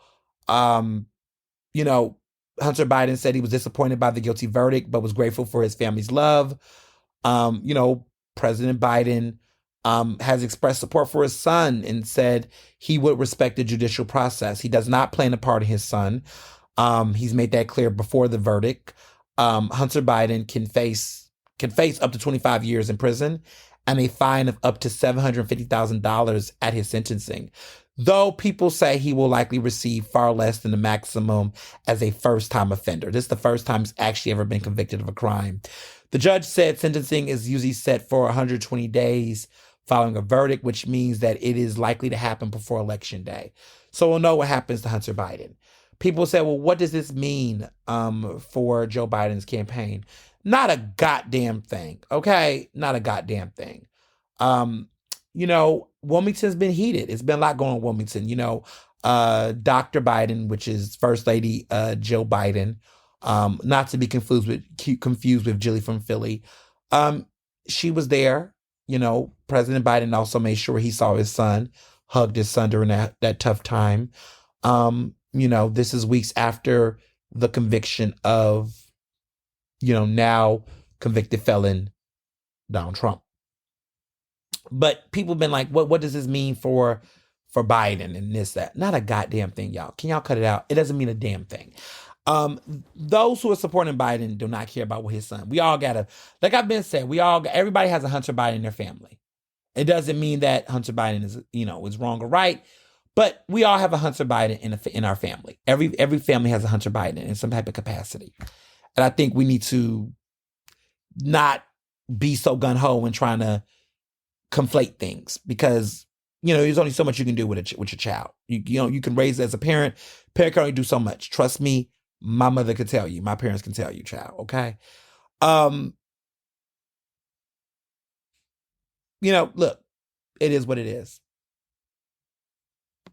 Period. So, that's that. Now, things that the Biden campaign should be worried about. This recent Juneteenth celebration at the White House, I did not go to. I was invited. I did not go to it. It was a concert, Juneteenth concert. You all saw a lot of headlines, Kirk Franklin with Vice President Kamala Harris. She seemed like she doesn't know how to do that dance, or doesn't know. I mean, she's trying her hardest. I mean, honestly, I'm not going to be that hard on the vice president, because she is literally the bloodline trying to keep this campaign energized and excited. I mean, she's doing the best she can. I haven't seen her this visible in a long time when it comes to campaigns. I mean, I remember it felt like in the beginning, they wanted to kind of keep Kamala low profile, but I feel like she's been the thing that's been just galvanized, especially when it comes to Black voters. It's a lot of pandering. It's a lot. Billy Porter, whatever the hell he was wearing, to the Juneteenth, kissing Biden on the hand. A lot of people in the queer community feel various types of ways about Billy Porter. He aspires to play James Baldwin, even though he does not share Baldwin's radical politics. And he just seems to be a guy who's obsessed with insulating. It's, Billy Porter's been a disappointment. I'll just say that. I mean, my expectations for him hasn't really been that high, but I just feel like he has just become he's become the common of the community. Like, he's just going to just shuck and jive and prance for whatever entity might be. He doesn't really stand on any business. He's just, just trying to be seen and be included. And I get it, but it's just such a disappointment. I mean, there's a lot. It's a lot of feelings, right? There are people who feel like, what's happening in the Middle East is a genocide, right? What's happening in Gaza, they view it to be a genocide. They feel like there is ethnic cleansing that's targeting innocent people, innocent Palestinians. Families are being displaced. Families are being killed and slaughtered every day with the ongoing bloodshed, right? A ceasefire has been being pushed, as we all know, but there's a black gospel choir singing on the lawn of the White House in front of dignitaries and leaders that are not doing what people feel like is enough to address this crisis, this humanitarian crisis. You have on the front row someone like Billy Porter, who understands this is Pride Month and there's a radicalness to what Pride is. It's a riot. And you're sitting with the leader of the first world, the leader of the free world, arguably, right? President Joe Biden is the leader of the free world. I mean, he is the president of the United States. You're sitting here with this man who arguably is a powerful leader that could easily really end this bloodshed if he really wanted to. I mean, he could make a phone call to the Israeli government and really be like, listen, this has to stop. But politics being what they are, foreign affairs being what they are, he's not. But you see him, Billy Porter, being in many ways a representation of what is supposed to be, right? This call for justice at a month like we are having. And he's sitting up here parlaying with this president on this other free world and kissing his hand and, just being I'm not going to say that word on this show, but he's being a problem. And it's always a couple of them in the community. Every community has that person. We know those people, right? The trans community has Caitlyn Jenner. We just know those people, right? Women, right, who are feminists, y'all got J.K. Rowling, you got TERFs, you got people like that. And you just look and you Phyllis Schlafly, women. Y'all know, if you don't know who Phyllis Schlafly is, I encourage you to look her up. I talk about her extensively in my book, The Case for Council Culture. But every movement for women or for any community, right, has that person in your community that's just doing it so opposite. And you're just like, you're doing things that's setting the movement back. And it's just a problem. Yeah, it was a lot, that Juneteenth celebration. I'll just say that. Trump, speaking of Trump, right? Trump is coming to Temple this week. Here we go again.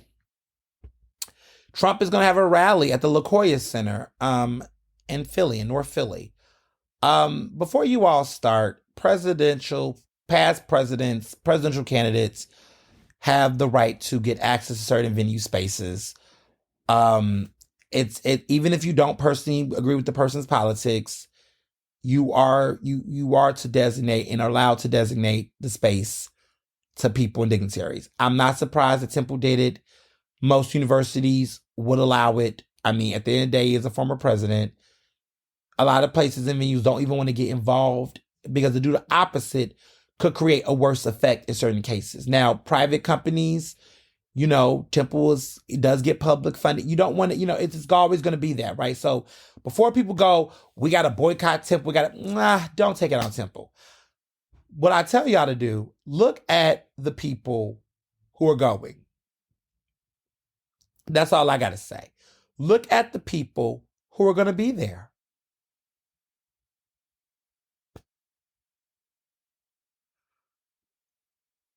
It's that simple for me. Look at who's going to go. Because who shows up at this point, that tells you everything you know. I remember when I covered Trump coming back in 2016, when he first came. He was in North Philly. And I remember there were black people who was there, who was running and ducking and dodging reporters and journalists when they was going inside that building. It was weird to me because I was like, if you got to run and duck and dodge, your ass shouldn't be there. Why are you going in this? Like, I'm just don't understand. Was the money, was you paid to go? You know, was it a check and you couldn't run? You can't say no to the check? I'm just trying to figure it out. But just pay attention who's going to be there. I mean, I'm not upset. I mean, I know there's probably going to be protests and stuff out. Sure. Fine. I just feel like this. I don't know. Like, I'm very optimistic. I think Biden will win in the end. I don't think it's going to be easy for him, but I know Biden's going to win in the end. But personally, I just feel like a lot of this just feels like, it just feels like 2026. I mean, 2016, sorry, 2016 all over again. Like, something in my gut makes me feel like it's 2016 all over again. And I just can't, the way that the campaigns are running, I just can't get that out of my system. If that makes sense. Like, there's something in me that just feels like, it just feels like that all over again. I'm just like, why do I feel that way? And I think it's because there's so many, relationships, connections, but it's just like every time you turn around, there's always that, those relationships, those consistent politicking, people making people, guilt tripping people. It's just like, I just feel like we're just having this all over again. And, I just want us to be smart. Like, are we replicating, are we recreating history all over again? Because that's what it feels like. That's what it's feeling like. I'm just feeling like it's given that era where we're seeing the Trump stuff, the overreaction to protest, everybody denounces, we all go to bed. People denounce, and then we all go to bed. And so I'm just at a point where I'm like, okay. Like, I'm like, I don't want to be shady, but I'm just like, okay. It's very interesting, to say the least. But I tell people all the time, I say, I'm seeing some of this stuff. I'm noticing the pattern. I'm noticing the pattern. And I'm just kind of like, interesting.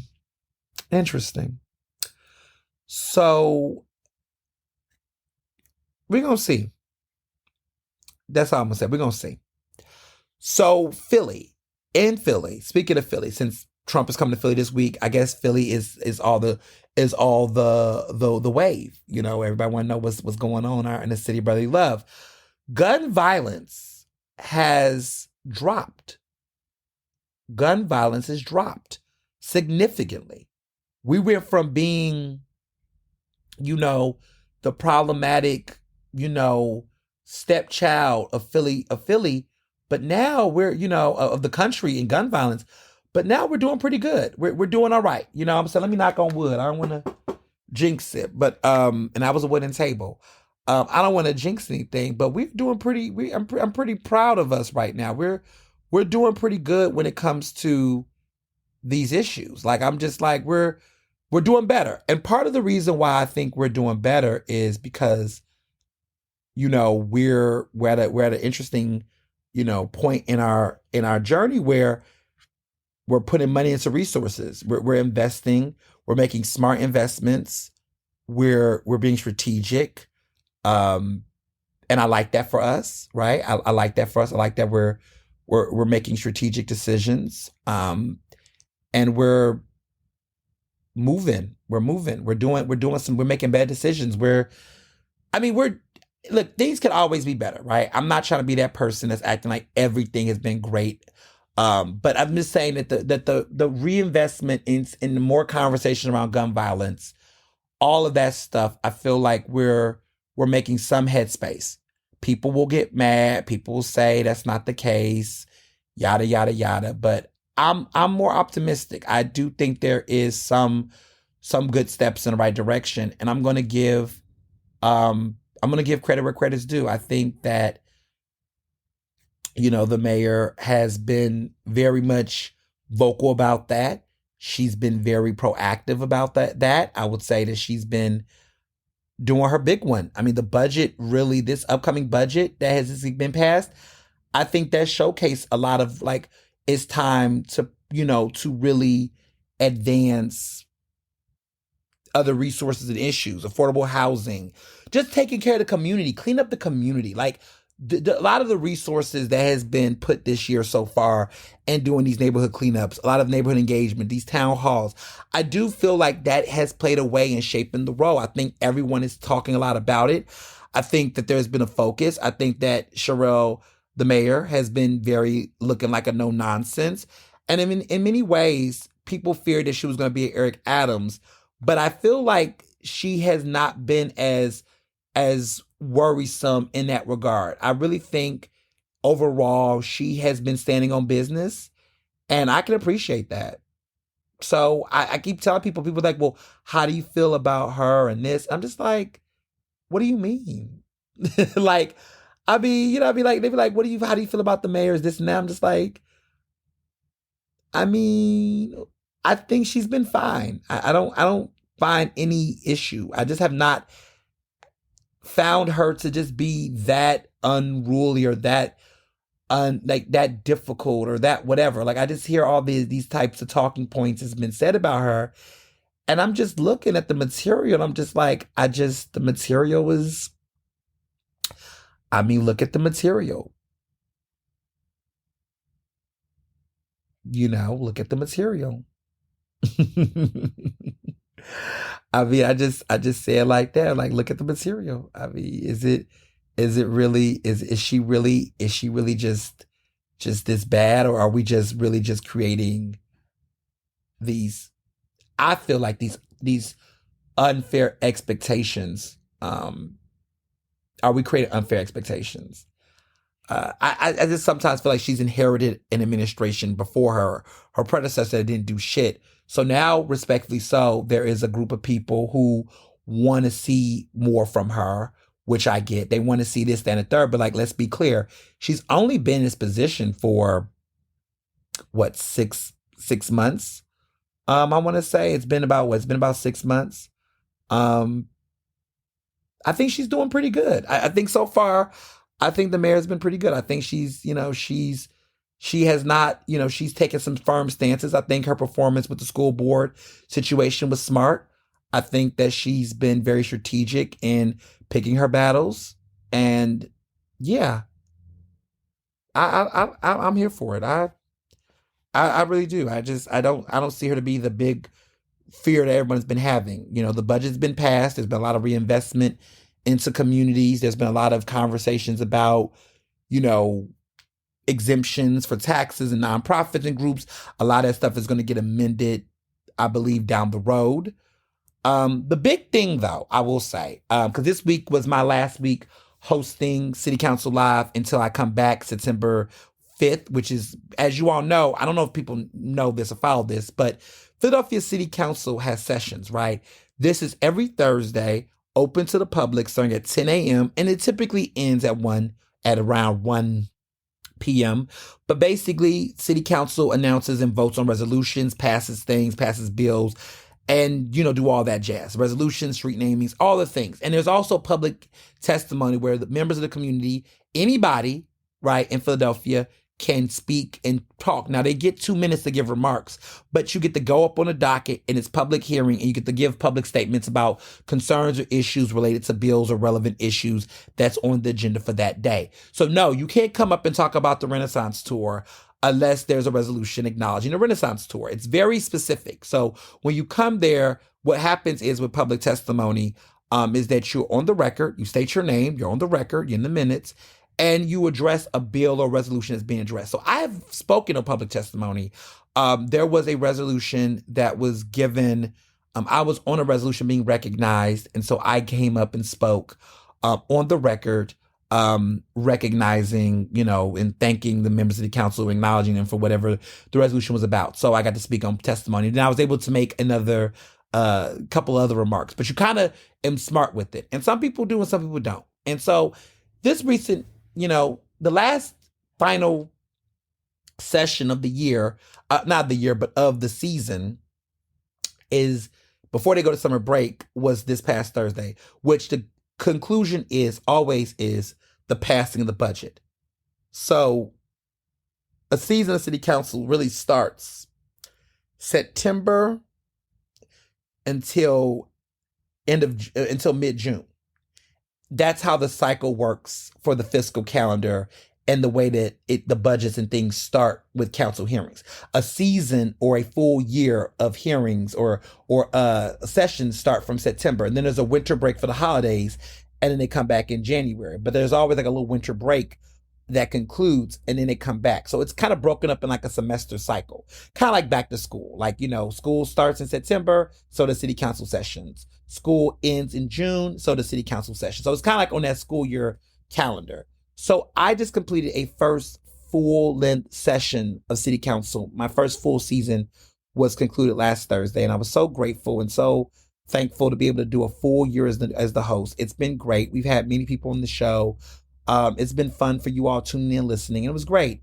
This season, ended with it clashing between Cindy Bass and council member Curtis Jones, who had a clashing because during the public testimony, one of the this young woman comes every week, and she speaks about the issues happening around Palestine and around the Middle East and Gaza Strip and all the issues and atrocities happening there. And so she speaks, and every time, sometimes Council President Kenyatta Johnson will interrupt her and say, stay on the agenda. But he had to step out, and so Deputy Majority Leader, Deputy Whip, not Deputy Majority Leader, Deputy Whip, Cindy Bass spoke. Presided over the meeting because the council president stepped out. So she did, and Isaiah Thomas wasn't there, and he's a majority whip, and he wasn't present. And I don't believe Kathy was present. So in the event that it's like ranking, so whoever is present gets to do it if the council, so it's like a ranking. So if the council president is not there, then Catherine Gilmore Richardson, who's the majority leader, then steps up to the dais and proceed.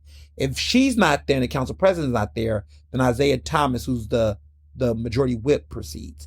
And if he's not there, then the deputy majority whip, Cindy Bass, proceeds. Well, because it was the budget, it was a lot of scrambling around.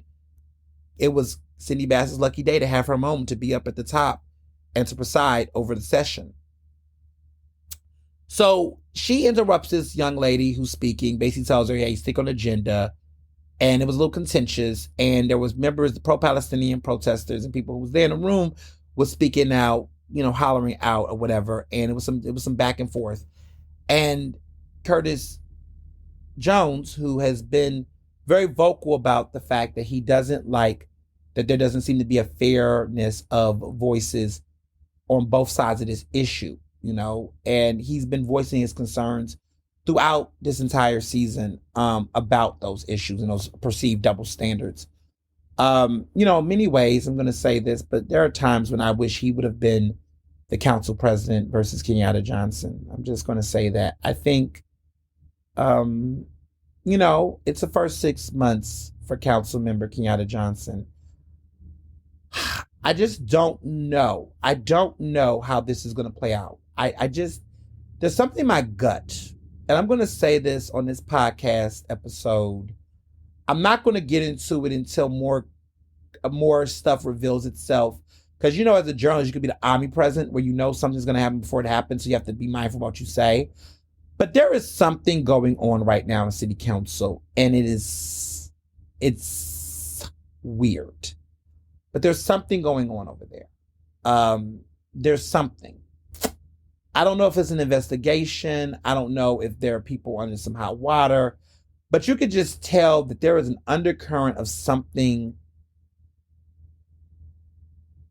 suspicious happening over there.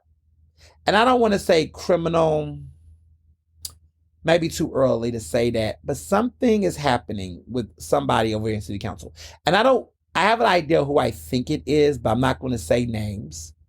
It is a man. I'll say that much. But I think something's happening. The energy is just getting weird.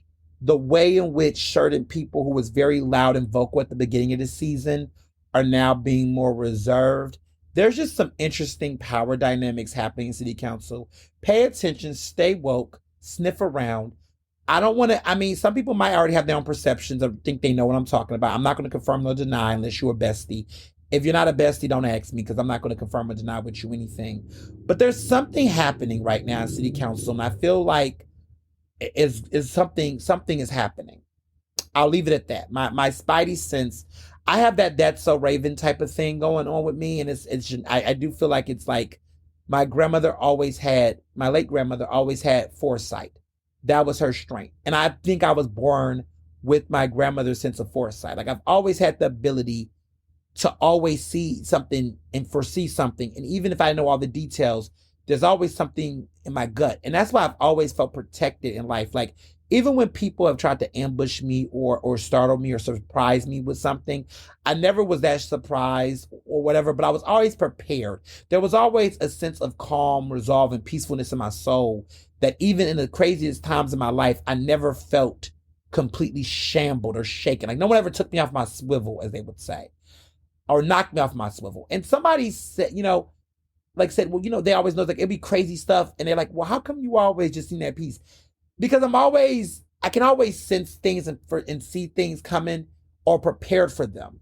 And so nothing ever takes me out by a loop. Naturally, Libras hate surprises, but I can say that it's been interesting lately seeing some of these relationships, seeing some of these dynamics. And I just want people to stay woke. I just want people to stay woke. I just want people to stay woke because when we come back in September, the new season, City Council Live on 900 FM, 96.1 FM, 900 AM, Progressive Black Talk Media, okay? City Council Live with your host, Ernest Owens. When we come back on Thursday, September 5th at 10 a.m., there's going to be some interesting things that's going to take place. And I feel like this summer, some stuff is going to start being revealed to people. And some stuff is going to start becoming clear. And I just want my people, and I want you all, the public, to guard your loins. Okay? Because something is happening. And there's certain relationships and things that are shifting. And I haven't seen things happen this fast. But there's a lot of dynamics at play. And somebody is in some trouble. Somebody is in some hot water. And I can't confirm or deny anything on this show, but I just want people to just stay aware and observe shifting dynamics and relationships and why that is happening right now. Observe distances in relationships. Observe new alliances in political relationships. But just very much so pay close attention to how things were and where things are going. Because I think with this unruly class, okay, of city council members, very dynamic, very passionate, but there is some shit going on. And I want y'all to stay woke. And I'm going to tell you all more. As more begins to unfold, I feel like I'll be comfortable and confident enough to really spill some more tea. But I just feel like right now it's a little too early and I don't want to get ahead of myself. And I don't want to just bombard you all. But there is something happening and I'm feeling it. And I just want y'all to stay woke. I'll leave it at that before I talk too much. Now, moving on to national issues that's been happening. A lot of you all have been wanting me to talk about this Caitlyn Clark shit, and I just don't give a fuck about it. But I do give a fuck about it enough to talk about it a little bit, to share some thoughts. So I guess we are going to be even. So lately, there's been a lot about Caitlyn Clark. She's this white WNBA player who is a superstar. In college basketball, she was a star. She's really good with three pointers. She can play. White men can jump, and so can white women, apparently. She's doing her thing, and she's great, and she's getting great endorsement deals, and she's doing fabulously.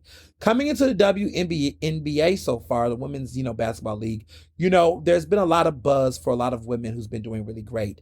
Um, a lot of attention, has been happening across the board for women basketball. We have not seen, this much success, for women like this before. Um, in general in basketball, women's basketball, it's just been a very high star year, um, and a lot of people have been talking about it. Um, so we're gonna see, and it's a lot. So yeah, I'm just, I just, yeah, been a lot of talk, and I want to make some points known. So the narrative has been lately in the press is that Caitlin Clark, um, you know, has she is a white player. She's getting bullied. A lot of people are being mean to her as a black woman. I mean, not as a black, as a white woman. That there seems to be a lot of jealousy and meanness. They're getting rough with her on the court. There's been a lot of people just being mean, and it's been so much that Serena Williams has come in and make really interesting and not necessarily intelligent comparisons between her and Caitlin Clark, and talking about race and gender, making some bad equivocations. And a lot of people are just saying, oh, this is just so wrong. It's an injustice. She's not on the Olympics team, for example. And there's been a lot of talk about her, not making an Olympic team, and that this is a snub. And is this because of race and gender? Are they jealous of her? Just so much shit has been projected here. And I just want to say that that's some bullshit. Okay. Caitlin Clark, sure, she's a good player, but she's a rookie. And a lot of rookies don't get to be on the Olympics team. Not that many rookies have crossed over and got automatic Olympic picks.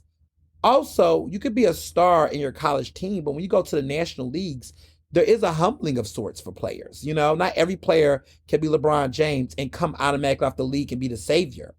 But Caitlyn has got a lot of buzz. And we have to be real. Caitlyn has got a lot of buzz, arguably because she's white. We see this happen when a talented person in a genre that's predominantly black will get praise. We see it with Tom Brady. Now, Tom Brady was a great football player until he was not a good football player. But Tom Brady, is a white quarterback. We always talk about how the NFL is very, very, very, very, very, very black. But how many of them got to be owners of games? And how many black quarterbacks are there? Not that many. What I'm saying? Jalen Hurts is one of them. But think about the way that we talk about, players in leagues. NBA, is a very predominantly black game. A lot of black athletes play. There's been some legendary white players like Bill Russell and not Bill Russell, goodness, Larry Bird and players like that. But you get players out there who are that are white that do, but when they come, they get stardom. And I think for Caitlin Clark, she has immediately gotten endorsement deals and attention because of her whiteness. And that doesn't speak to the talent. She does have talent, but there is some play in it. But even the way that people are overreacting to how harshly she's been apparently treated as a rookie, I just feel like you need to look at how other black athletes have been treated. I mean, Angel Reese has been treated a certain type of way in the league, been treated as a player. There's been a lot of people. But I want to be clear that, IJ Wilson, who plays for the Las Vegas Aces, is the biggest star. She is the WNBA Defensive Player of the Year for a second season in a row. And she was a WNBA Finals MVP. Like, she's a big winner. So I just feel like, as a player, she's that girl right now. But again, there's other great players. There's other great players like, Alyssa Thomas from the Connecticut Sun, Jonquel Jones from the New York Liberty. Nafise Collier from the Minnesota Lynx, like Chelsea Gray from the Las Vegas Aces, and Jackie Young as well. The Las Vegas Aces be eating. But like, there's a lot of other players out there, black women who've been in the NBA, WNBA, that's been playing good or whatever. And to a certain extent, maybe, Caitlyn Clark's attention is a little bit oversaturated. Yes, she's talented, but is it a lot at play in the bias of how she's getting attention? Because she is white. And so, again, and let me also be clear too, like this thing about, like when I think about other genres, like you see white rappers come to a predominantly, rap industry as black, and then they want to play racism because people are whatever to them. It's like, is it racism? It's not racism. Stop calling everything racism. Let me tell you what racism is, because y'all done forgot, okay? Racism is when a person is institutionally and systemically locked out of things based on their race. It looks like Caitlyn Clark is not being institutionally and systemically locked out of anything because of her race, because obviously it's propelled her, maybe giving her privilege to get even more visibility, more access, more resources because of the fact that she's white compared to her black counterparts. Because other players that are black who are marginalized in the industry or the field they play in or in life are a little bit disgruntled because of the fact of the way that racism is playing in this league. That's a fair critique. Of course, they have a right to be upset. Of course, they're mad at the way the institutions and double standards are. I don't think there's necessarily bitterness with Caitlyn herself, but more about how the rest of society is treating Caitlyn right now. I don't think it's personal to Caitlyn. I think it's more about how the industry is treating Caitlyn. They're upset about the impact of racism, not her. It's the same thing about, I would say, Adele, right? I think a lot of people can appreciate and respect Adele's artistry and craft. That woman can sing and she's very talented. But that doesn't mean that I cannot be disappointed at how the industry continues to have a double standard for blue-eyed soul compared to black artists like Jasmine Sullivan, who sings just as well, if not better at times, compared to white artists like Adele. There has been a double standard culturally. And so when we see other black people feel like they have to come out and be this better person to defend white folks when they experience the things that we experience, but they don't even experience what we experience. They don't even get a dose of what that tastes like. But any pushback, I think that reinforces white supremacy, because we don't see this larger number of white people that feel like in their communities that they have to defend black people who experience racism. Like you didn't see LaCara Jackson, Richardson, who was now this incredible runner, is going to the Olympics, that people said all kind of things about her, tried to call her ghetto, talked about her hairstyles, talked about her looks. All of that stuff, that was people in the black community and folks outside of it that had questions. But you didn't see this barrage of white women in track or running coming out to defend LaCara. Like, you don't see that other reparation, that other, you don't see that reciprocity. But a white person experiences a little bit of pushback and a thing called fucking life. Like, every rookie goes through shit. Every rookie goes through things. And so why do we make it seem like that the narrative of we just want to make black women seem bitter and so jealous and so, like, why? Why is that? When there's actual other black women who are better players than her and have actually succeeded better in the sport. She's a rookie. She's new. She's got to earn her keep. That's what black women were told. That's what everybody else was told. Like, why are we moving the goalposts? Where's the meritocracy, y'all? She didn't get put in. She didn't earn her fucking spot. Maybe she's not the best to get to the Olympics and represent the U.S. Maybe she needs to work harder. Maybe she needs to try to go to practice, right? That's what you told black people. I'm just trying to understand what that means. Like, when Beyonce didn't win Album of the Year and black folks said it was racist, right? Because at this point, there's a racism behind why this woman continues to be denied, even though she's giving great work. It was told, you know what? I got to go out and make a better album. I got to try a little bit harder. I got to figure out a better way to make an album that's going to appeal, which again is bullshit. But that's the things that black people were told, right? Serena had to just work harder. She just had to bypass the bullshit. She just had to do this a lot more, right? We're told that as black people, that we have to work harder and to just do harder. We can't lean on race, right? So then why does Caitlyn Clark gets to lean on her racial identity and everything else to justify her lackluster results on the league? Or maybe they're not lackluster. Maybe she's just not ready yet. Maybe it's Maybelline. I don't know. But I just find it interesting that we could, I don't even find it interesting because I'm not even interested in it. I don't find it interesting. What am I saying? I think I always lean on that term. I just find it just annoying, actually, that we find ourselves in this cycle every time a white person get in something that somehow we just got to defend and protect because we feel like it's a reflection of us as black people. No, it's not. I have learned not to be getting up in white people's business on everything, especially when it don't bother me. Caitlyn Clark is making millions of dollars. She's good. She's got endorsement deals. She'll be fine. She's going through her rookie blues. And one day there'll be another rookie that will come in and they'll get the blues. They'll get the work from her too. Like, who knows? But like, it's life. That's what they tell us. Just work harder. Just work harder. So this week's Ask Ernest, as you can imagine, my most asked question this week was pertaining to this Ray J controversy. As you all know, I went viral again. It's been a very viral month for me. I don't know. June be getting viral. Y'all let her get me viral in the summertime. Around this time, 8 years ago, I went viral after a situation during the BET Awards with Justin Timberlake. BET Awards is going to be next week. We'll see how that goes for the season finale of Ernestly Speaking. But anyway, I came on. Y'all wanted to ask me about the situation with the Ray J interview with Shannon Sharpe.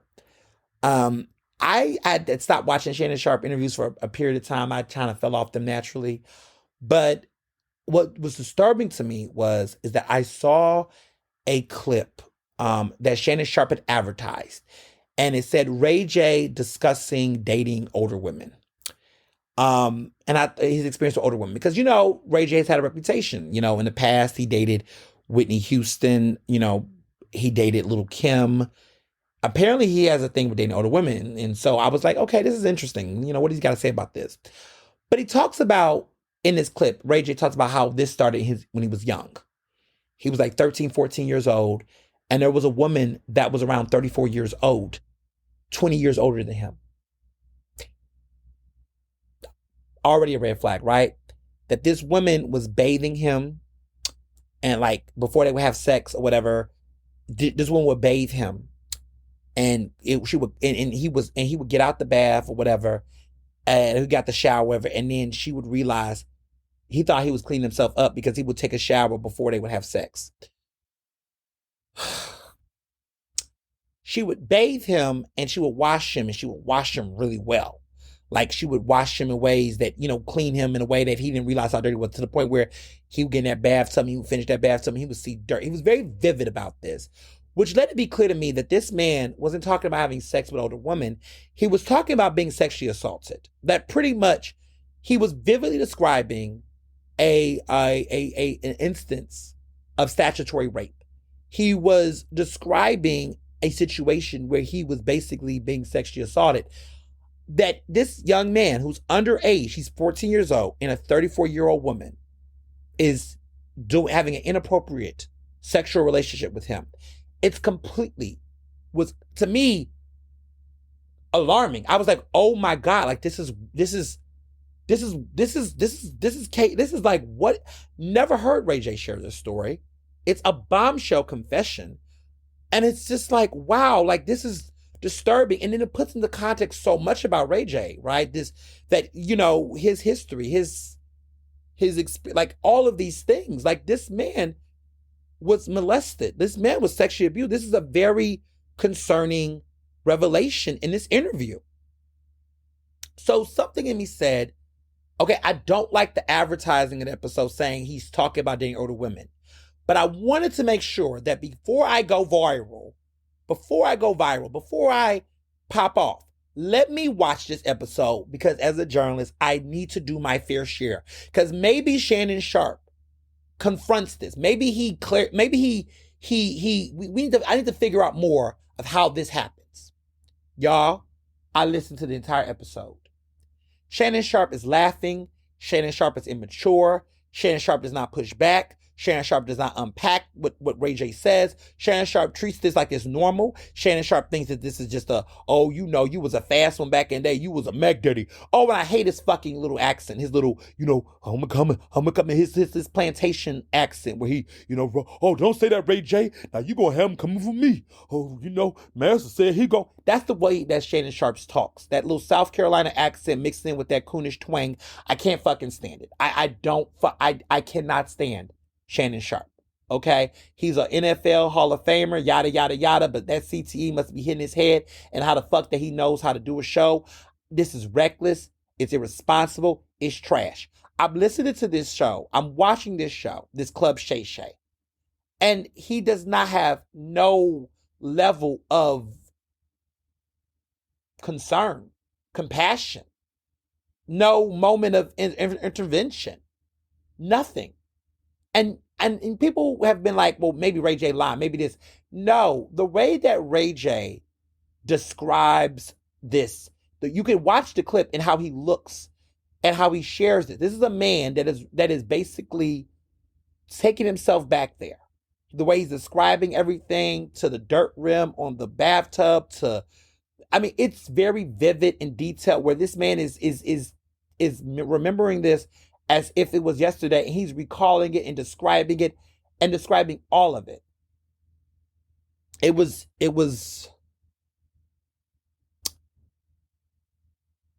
lot. It was a lot. It was very disturbing. It was a lot. It was very traumatic. And the way that he handled this situation, to me, was the red flag. The way that he handled the situation shows me that this is not okay. So this is what the Club Shay Shay do, right? You just have people come on these shows. You do not have the resources, the maturity, the respect. Other people was like, well, everybody, why Ray J, why we mad at Club Shay Shay about what Ray J did? It's not about being mad at Club Shay Shay for Ray J's experience. Let me be very clear. Ray J's traumatic experiences is Ray J's experiences. We're not blaming him as if he did the crime. We're blaming Shay Shay and holding him accountable for how he handled a very traumatic situation on behalf of his listeners, behalf of those who were survivors of such abuse, and the caring of it and the actual promotion and marketing of it, and how he marketed this. He shares this on his page, and everyone in the comments is just basically like, so we're going to act like this man did not admit to being sexually, that's molestation, that's not dating older women. So I went viral because I did a tweet, that then got shared and carried on by other people on social media. But I did this viral tweet that talked about it because it just struck me what was wrong.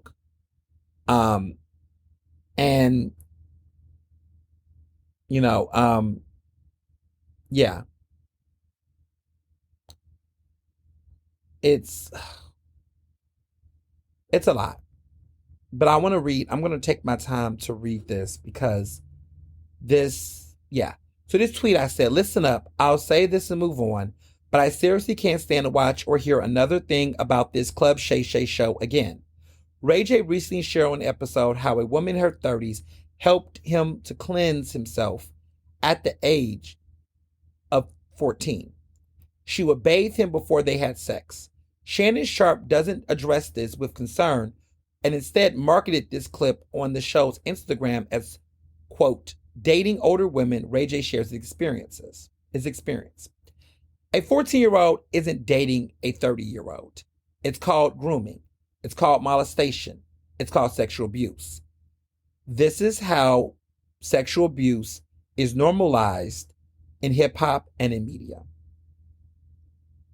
And so, yeah, it's,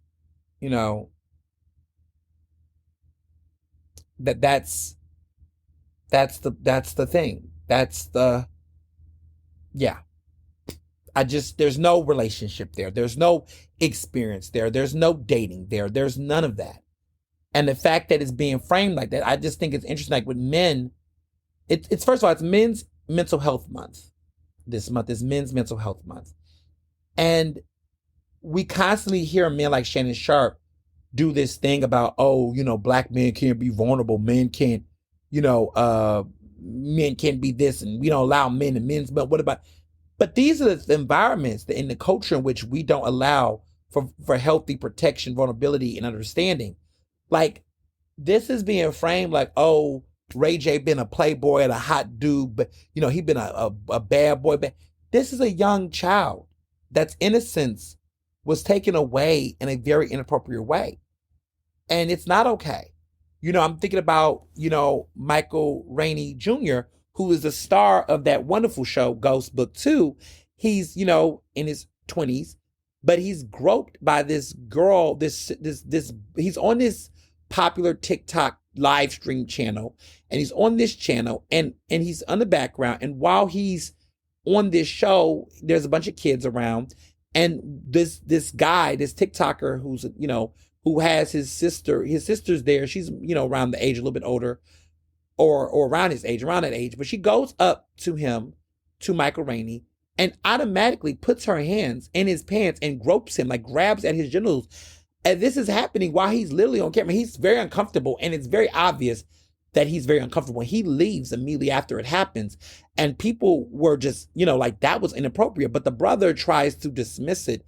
Not Michael Rainey's brother, but the brother of the sister of this popular TikToker who hosted this forum.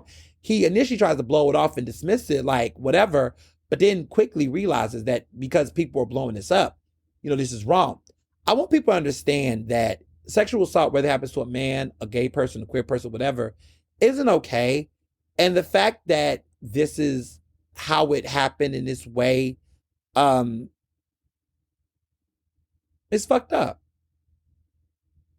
And so, Michael Rainey has spoken on it, but there's been this notion of women feeling entitled that they can touch on men in that way because they play off of the realms of homosexuality, of homophobia, right? Of, oh, this guy didn't like that, he must be gay. It's like, no, he just didn't want that from you, and he still deserves consent and boundaries. Like that. There's also that too. And there are some women, in this world, like some men, let me be clear, right? I don't say all men, I don't say all women clearly, but there are some women who do think it's okay, that they do feel like they lean on those double standards. They do lean off of a society that we do live in a world where men are oftentimes criminalized for sexual assault and abuse at a higher rate than women are. But there are women who do take advantage of those gaps and do the things that they do. We see this in various communities where people, take advantage and do things. I mean, in the queer community, there's a lot of people that will, consistently, grope, fondle, misabuse and things. I mean, I think when I look back at Kevin Spacey was in the closet as a Hollywood actor, but for many years was out here groping and doing things, immediately to young men and to men in the industry, right? So, and in the interview I remember with Piers Morgan, he was saying that, I never saw it as an issue of power. I just saw myself as a man who was attracted to another man and, had a crush. Like, yeah, but you don't have to touch people in order to do that. You don't have to touch anybody to express interest. And he said that at his old age, okay, because Kevin Spacey's an older man. And I thought this was the most bizarre thing ever. But Kevin Spacey said, he's 64 years old. He said at his young age that he's now learning that he does not have to touch someone in order to flirt with them. I said, get the fuck out of here. Get the fuck out of here. But like, there's a culture where there has been, I would say this, older white gay men. Some older white gay men, feel like they could just go up to any black and brown young guy and grope them and touch them inappropriately and be inappropriate and not respect boundaries. I've experienced that in the industry many, many years ago when I was first the LGBTQ editor at Philadelphia Magazine, and I was going to these events. And I wasn't, at the time, Mr. Johnson was my boyfriend, before he was my husband, before he was my fiance. And we were like 2 years in our relationship. And I remember, at the time when I was covering these things, he couldn't go to every event, but I would go, and there would be older white gay men that would go, older men in general, these men, and they would just be very handsy, very inappropriate, very whatever. And in the very beginning, I was scared to say something. Like, I wouldn't say, I was scared. I was like, if I say something in this space, and let me be clear, I was never, and not to say that it made a difference, but there was tolerance levels. I was never groped in my genitals or anything like that. I never had those type of experience. But there was definitely very uncomfortable other things happening. And there doesn't matter. It doesn't matter the level of magnitude. For me, some people have a barometer of how they react, right? Some people, if you touch them on the shoulder a little too much, they might, be like, that's too much. Me, my mindset was if somebody does not, for me, my boundaries was, I just know the dynamics as a black man. I think about Terry Crews, who said that, he had a situation where this man literally grabbed his genitals. He could have lashed out, but he saw the dynamics between gender and race in that situation. Like as a big black tall man reacting to someone doing that to them, it could have sparked, roles would have reversed the power dynamics that come into play. I think about when there was a guy who went up to Will Smith and like tried to kiss him in the mouth and kiss him on the cheek on camera as a prank. And Will just slapped that dude and said, that ain't the first, listen, y'all thought about the Chris Rock slap. That ain't the first time that Will Smith has slapped somebody. It was a video of him slapped this dude in the mouth like, what are you doing? But, people think they can play with people like that. And you just gotta watch, you cannot just go up to people and do stuff like that to people. And just like, but then trying to provoke something because it's like you want to see people get out of character. You want to create you want to poke the bear or create, that's not okay. It's very fucked up. And a lot of men, when those things happen to men, people don't ever consider, the dangers of the boundaries, but they also play up in that. They take advantage of that dynamic. And so I had a situation one time, a couple years after some of the stuff that was happening. Because when I first came into G Philly, I was known, but not that known. I'm not who I am today. That there were little comments that was made, and little things and little passes. And sometimes there blurs the line between, is it sexual harassment, or is it flirting? Is it unwarranted? Those things. I mean, all of it was unwarranted for me because I wasn't interested at all. But, for me, I would say give people grace that some people will come up and try to holler, and then you'd be like, oh, I'm spoken for, I'm good, and keep it moving, right? At that point, that's when it should all stop. And again, you ain't supposed to be touching me, don't need to be touching or nothing, right? But that used to be, back then, hey, people don't know. I'm new to some of the scene of these people. People gonna shoot their shot, they're gonna miss, and then, hopefully they go shoot their shot somewhere else, right? But there were some people who definitely crossed certain lines, right? It would just be that you greet them, you give them a handshake, they want a hug. Okay, a hug is fine. I'm not against hugs. I mean, people, nowadays people say you're supposed to ask people, are you a hugger if you don't know them? That's real. I'll reach out for a handshake. I'm normally a handshake person unless somebody asks for a hug or comfortable giving a hug. Unless I know the person already, I'll give a hug. But, I don't make assumptions. And, boundaries are important. And so in the community, I guess, coming into the gay community spaces, these white spaces, there was a thing for a while where they like to go up to people and kiss people on the cheek. And it's like, what? Like they do the little side cheek thing. It's like, listen, baby, I'm just so happy for the pandemic because a lot of that has slowed down in the pandemic, or people don't do that. But like in 2016, I was going to these dudes would come up to me and be like, oh, hi, Ernest, how are you? And they would, mwah, mwah. And I would just be like, oh, goodness, like, oh my God. Not that I was grossed out by the vanishing face, but it's like, oh my God, my skin, like, I don't know where your mouth been. Nobody's mouth is on these cheeks. Ew, like, oh no. Like, yuck, ugh, And so those were interesting things. Like, I don't know you. Like, you cannot do that. Like, what? Versus, but there was a lot of people who did they I don't know you. We're not friends.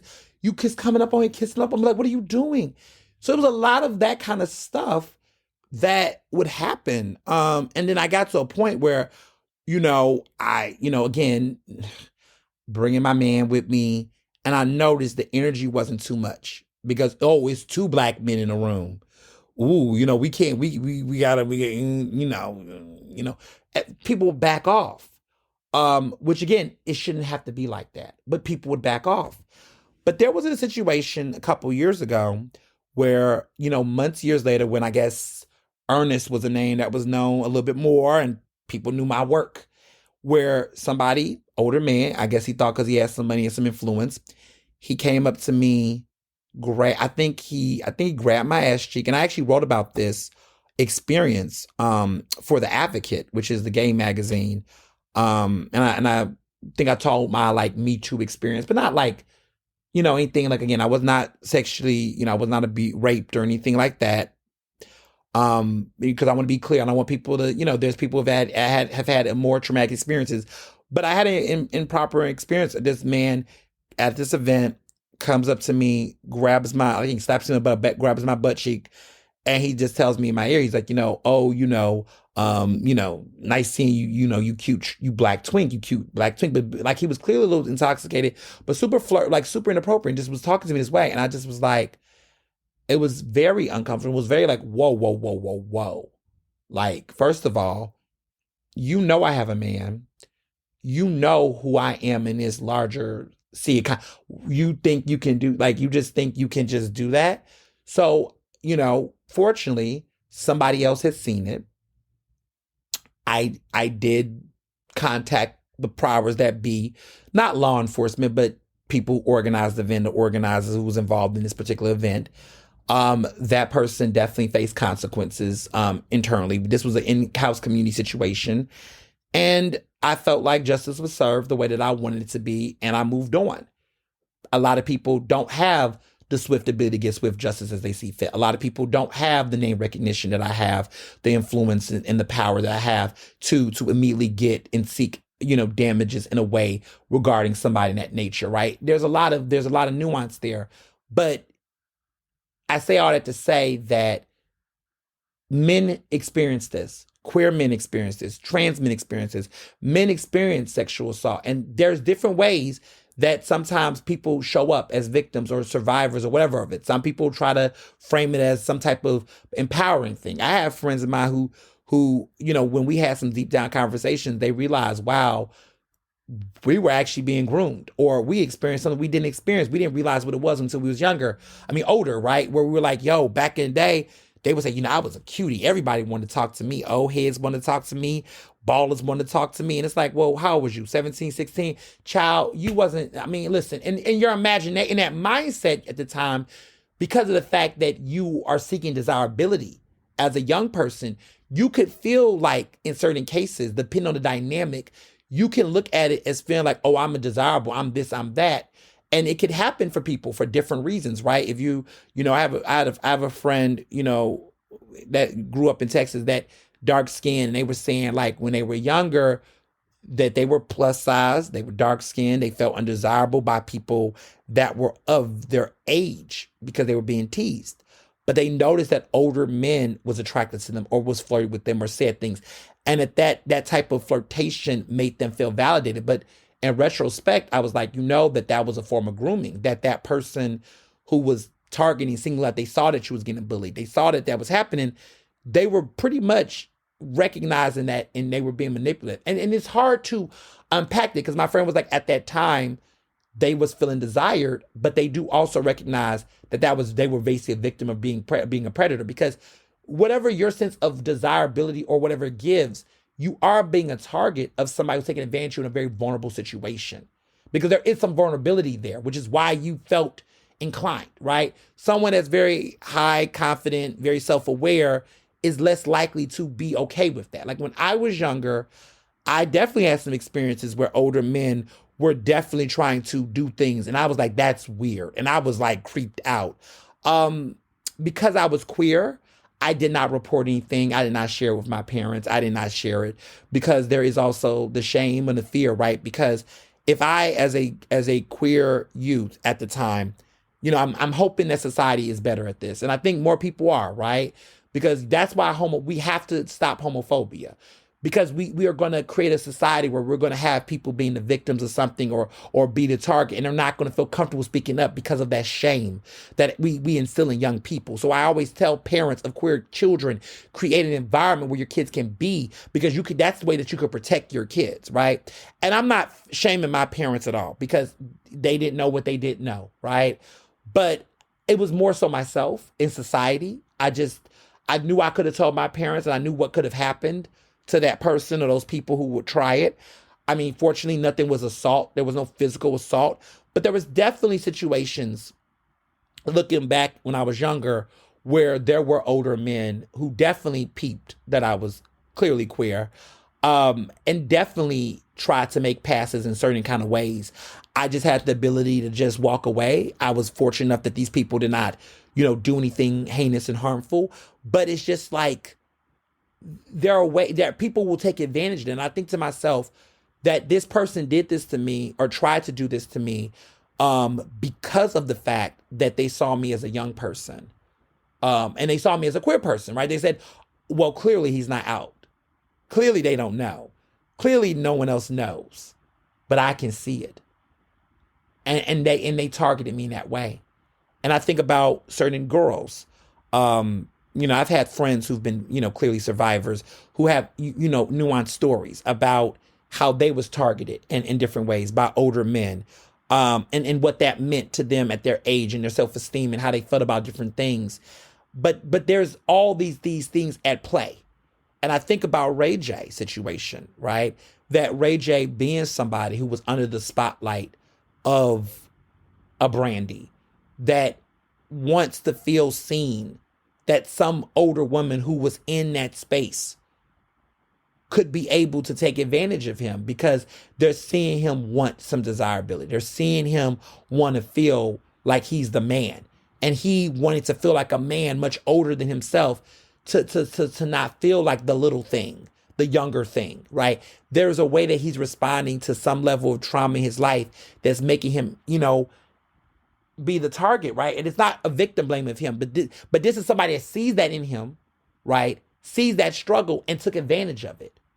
There is a correlation here that there are people who become prey because of their own circumstances that are not their own, that it's not their fault. But they become someone sees something like the kid in the class that's getting picked on, right? That mentor who could either be a mentor and really help them or take advantage of their vulnerability. Because in those situations where you're dealing with someone that's an outcast, who's going to believe the outcast, right? Who's going to believe the dark-skinned fat boy who is gay, right? That's the mindset. Who's going to believe him when you're this attractive, coach? Because that happened to one of my friends that they had that experience.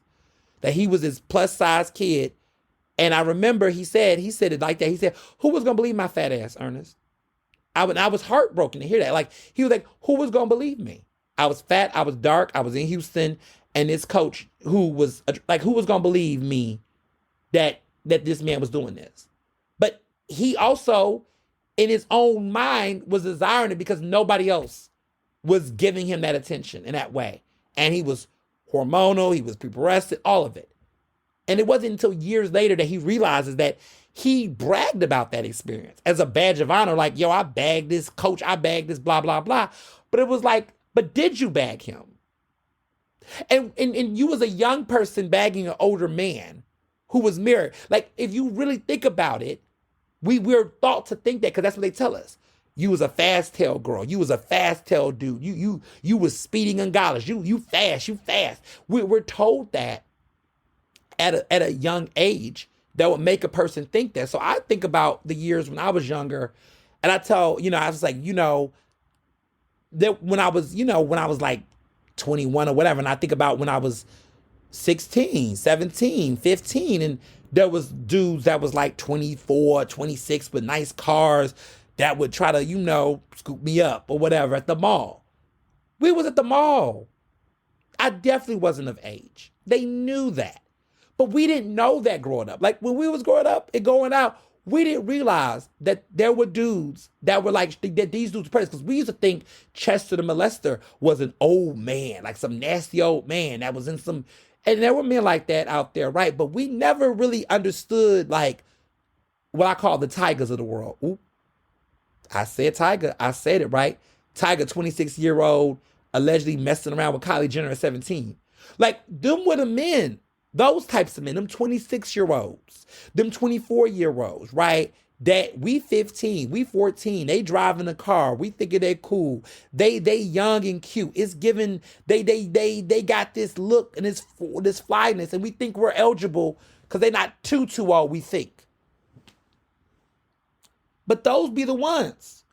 They losers, right? Driving around the malls, back when malls were the thing. going to these Six Flags, Astro, these little state fairs and little, theme parks. And they would have younger sisters. Like they would be the ones with the younger sister or the younger so-and-so that go to school with us. And we would always have a crush on the older brother. But the older brother was really a scrub, but we thought he was cute because he was like around. But he should have been in somebody's college. He should have been somewhere talking to people his age. But he was always around us with the shirt off, being cute in his head, but low-key grooming. And that's the culture. That was the culture. And this is the stuff. And so people want to understand, how do we get to a world where those type of incidents happen to Ray J? That's how. And people like Shannon Sharpe is laughing. He's laughing. He thinks that Ray J is pulling them all. He can't get the ladies off him. And we tell that to these young men. We got young queer men who are out here being groomed by these older men, and we think the way that we feel empowered in those situations, that we think we got them old heads, quote unquote, we so cute, not realizing that literally this is what this person do, and that this is what predators do. And there's no bagging here. There's none of that. There's no desirability here, but that this is being misconstrued and manipulated, because we also live in a society that hypersexualizes Black men and queer people in general. That we live in a world where people think, oh, I can just go up and touch a gay person, rub them down and talk to them sexy, or be really overtly sexual with queer people, because that's what they are. That's what they're about. Yeah. People just think they can say anything to us. And there are some people, right, in the community that I think, because we're trying to assimilate, right, and get, approval, right, by cishet people in society. Like that's the norm. That's the mentality people think. We take on certain things to just get along and play along without saying, no, actually, that's not okay. Actually, you're going too far. Actually, you need to chill the fuck out, because we're so afraid of their rejection. We're so afraid to be the one to say it's problematic. I mean, we think about this with women, like when women say they feel uncomfortable, because if they say they're uncomfortable, then, oh, you're a killjoy. You're no fun. Because then there's retaliation, right? We fear the retaliation. We fear the backlash. This is real. This happens. And a lot of you all have either gone through it yourselves or know people who have, and you should have empathy. You should have compassion.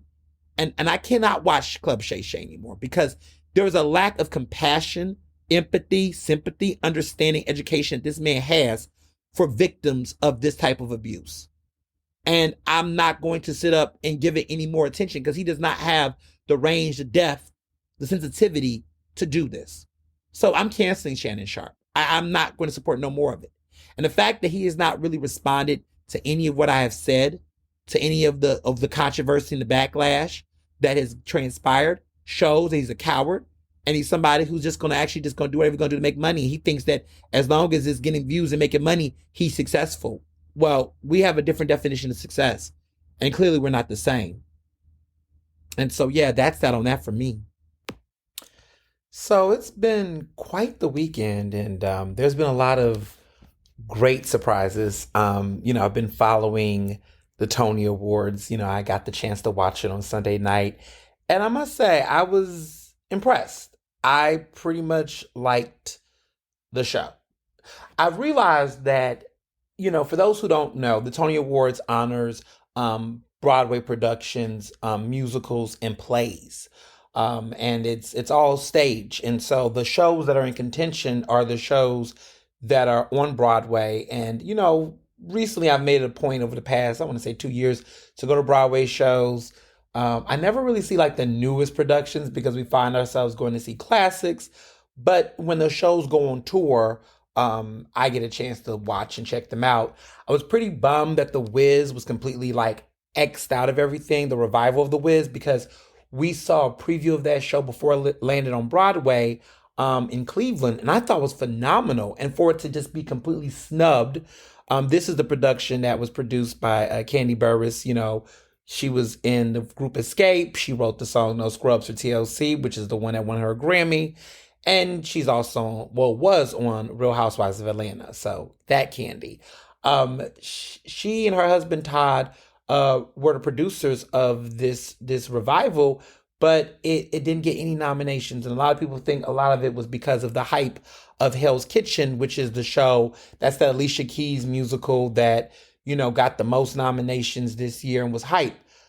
So the Tonys themselves, I love the show because I realized that black leading actresses win big at the Tonys. Like they win in musicals, they win in plays. Like they win multiple awards. This is the show where Viola Davis has two Tony Awards, one lead actress one and one featured actress one.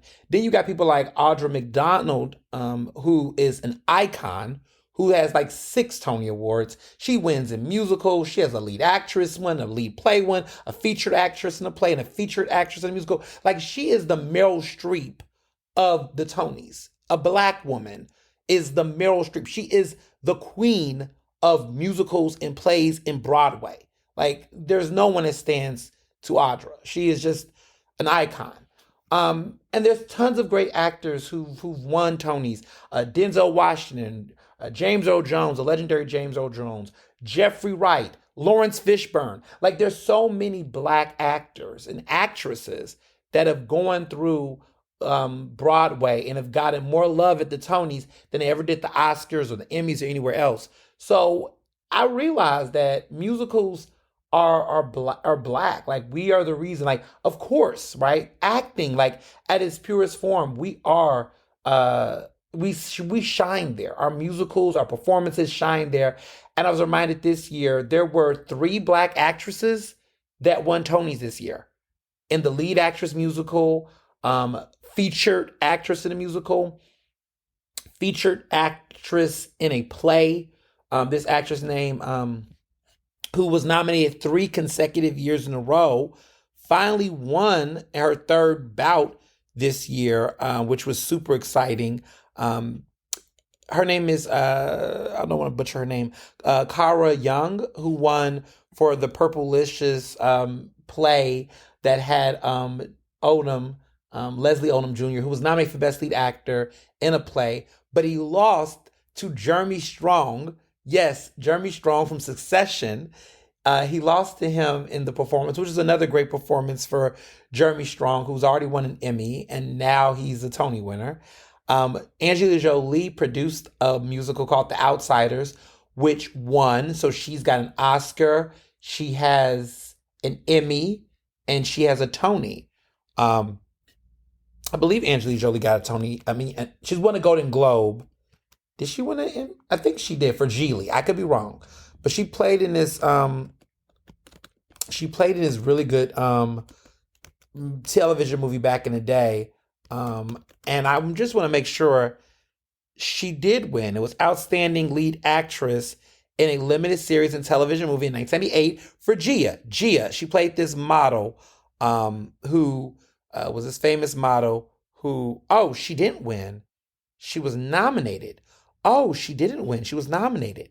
She was nominated for 2 Emmys, but she never won. Interesting. Oh, she won a Golden Globe then. Okay, that makes sense. She was in this show, this film. She was nominated 2 times that year. She was nominated for lead actress in a miniseries and supporting actress in a miniseries for a film called George Wallace, which was on TNT. And then Gia was in HBO. I highly recommend, if you have not seen Gia, please watch that movie. It's on HBO. It's on Max. It's an oldie but a goodie. It came out in 1978. It was around the same time that Halle Berry had won her Emmy for introducing Dorothy Dandridge, which came out on HBO as well. I think Halle Berry won that Emmy in 2000 or in 99. But that was a year in the television movies category and those 90s, early 2000s. That was when television movies were really, really good. And they were very competitive because a lot of Hollywood actresses would compete for them. I mean, there's still some energy in the television movie category, but not as much as it used to be, I feel. I mean, there's still people that win and it's all that. But I remember in the early 2000s, those television movies were just as good as Hollywood movies. And a lot of actresses, specifically Black actresses, who did not win Oscars and still have not. The only woman who's won a lead actress Oscar that's Black is Halle Berry. Everyone else has been nominated. And so where did these women win awards? Alfre Woodard, in a television movie for the Emmys. Who else? What's another icon?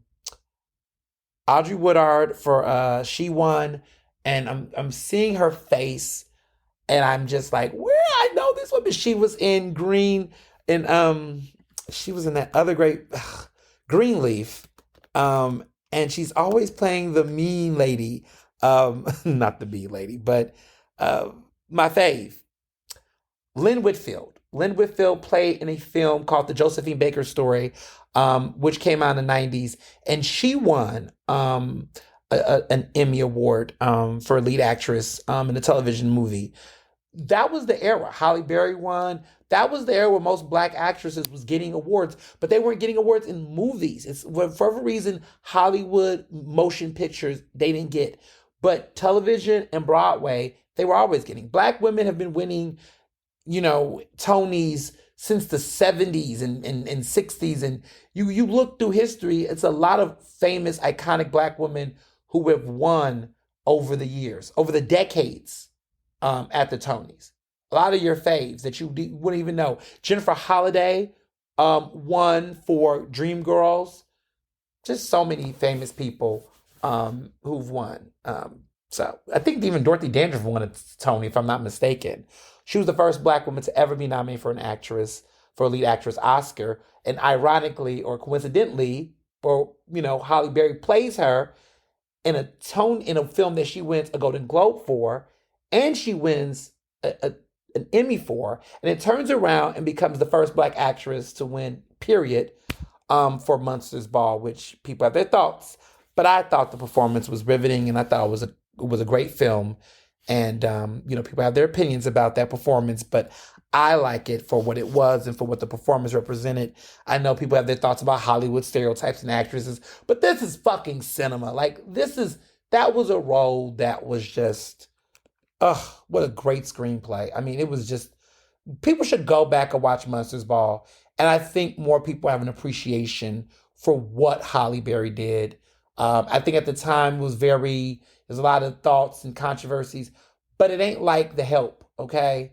Like, Viola Davis regrets her performance in The Help, which I can understand why. As Aibileen, I can understand why. And I can understand why she was happy she did not win the lead actress Oscar for it. Meryl Streep ended up winning for The Iron Lady. But I really felt like Viola Davis has everything in her to potentially be the next woman to win that award. I mean, if I was to bet who would be the next black actress to win an Oscar in a leading role, I think Viola Davis is in a position to, because she's getting those roles faster than a lot of other black women are. But who's to say? People keep talking about Tessa Thompson's got a new film out that might get her some acclaim. Who knows? But it will be interesting to see, who plays it out, who's able to make it happen, make it work. I'm just thinking about some of these performances over the years and all the actresses. Like, it's hard, but what I really loved about seeing, the Emmys, the Tonys this year, I keep getting confused, the Tonys this year, was just all of the incredible black creators who were also recognized in other categories that wasn't just acting. That felt good. And this is a really good show. Ariana DeBose, who was the Oscar-winning actress who was in the remake of West Side Story, she hosted it for a third time. She's really good at it. She said this might be her last time for a while because she wants to get back into acting and doing things. It's been interesting to see her career because she was really known and iconic. She did this really great. I mean, she had this debut performance. She won this, incredible award, and then she's just kind of like disappeared, like, in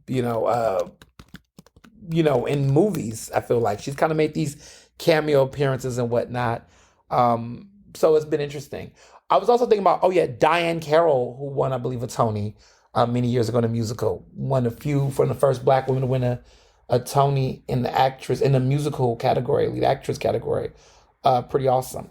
But there was a lot of hype about Hell's Kitchen. This is this musical by Alicia Keys that had the most nominations. It did not win Best Musical. The Outsiders, which was produced by Angelina Jolie, who is already a Oscar winner and now is a Tony winner. So she's halfway to EGOT, as they would say. Um, she won. Sarah Paulson won Best Lead Actress in a Play for her performance in this really great uh, play. It's called Obedience, I think it's called, something like that. I'm butchering all of these productions, but she was great. She did a great job. Her performance was great. There was a cameo by there were some other cameos. There was a cameo by Hillary Clinton. She made a guest appearance and she did her big one, reminding people to vote, which was really big. The play that won, I'm sorry, the show was called Appropriate, was what Sarah Paulson was in, was Appropriate. Also, Jonathan Groff won Best Actor, Lead Actor in a Musical for Merrily We Roll Along. Best Featured Actor in a Musical, which is basically supporting actor, but Broadway calls it featured actor, but it's like basically saying Best Supporting Actor.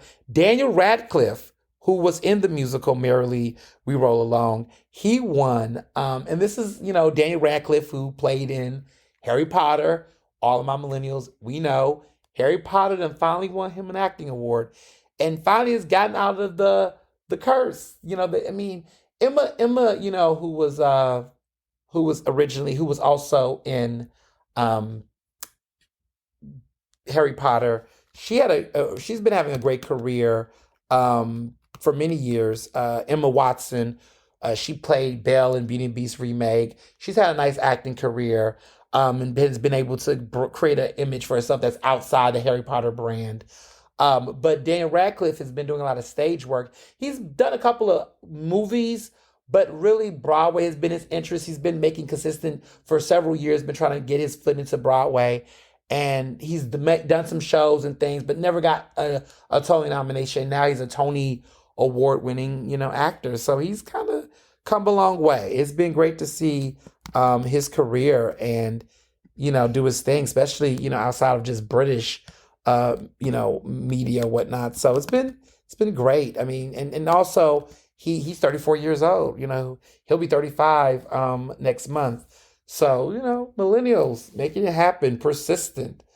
But yeah, I'm thinking who else? Oh, so the big note for me was, so Alicia Keys or Alicia off keys, because at this point I just have to be honest. Those vocals, man, I don't know what happened, but they're just not the same.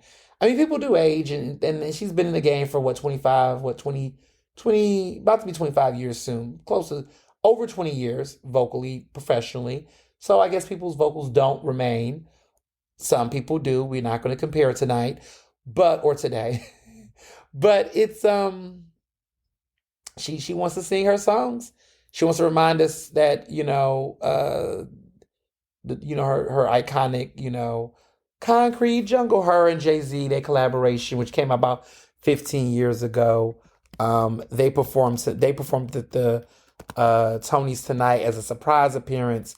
But one thing, Empire State of Mind was the song that they surprised everyone with. But interesting enough, there was something really weird about the performance.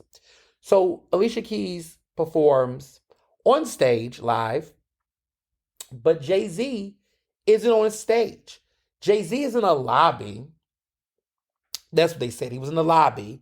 He was on the steps. He's performing. He's not in front of the crowd, the audience. He's in the lobby on these steps. And Alicia Keys comes in the lobby area and they sing together. But he's not on the stage. And you see Jay-Z on the screen, but he's not on the stage in front of the crowd live. It was weird. I don't know why. There was enough stage for him to, come out with the crowd. I don't know why there was this. Listen, Hollywood is Hollywood. I thought it was weird.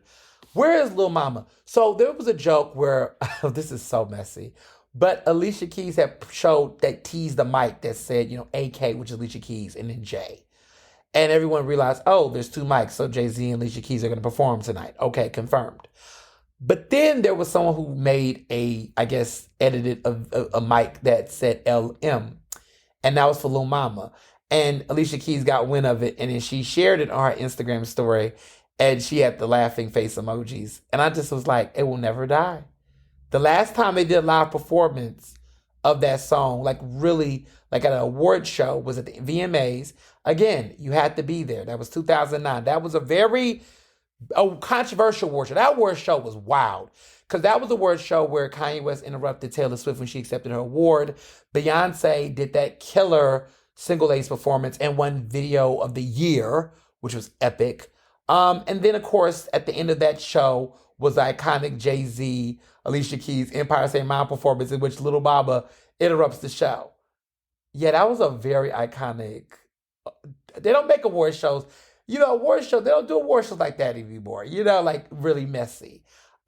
Next week is the BET Awards. I mean, this is just what they do. VMAs will be, I believe, in September. And then we're on the road to the Grammys. On the road to the Golden Globes, the Oscars, the Emmys. Emmys are going to come back later this September as well. I forgot because, I know the Emmys was in January, but they're making up for lost time. So now they're going to do the Emmys again. So it's going to be this, this year, 2 award shows. I mean, my girl Quinta Brunson won Best Lead Actress, and she can't even savor the award because less than a year before she can win her victory, she got to get ready to see another person win, or she might win 2 Emmys in 1 year. Damn it! I mean, that's crazy. But we'll see what comes up. The Emmy nominations will be coming out, I believe, in July. So we'll get to see it, and the Emmys will be in September, I believe. So there's gonna be a lot of award show-ness to happen. Looking forward to BET Awards. I'm not really looking forward to BET. Let me stop. I don't really know how I feel. The BET Awards have definitely has not been the same. And I've been to the Emmys. I've been to the Emmy Awards, the Mid-Atlantic Emmys. I've been there.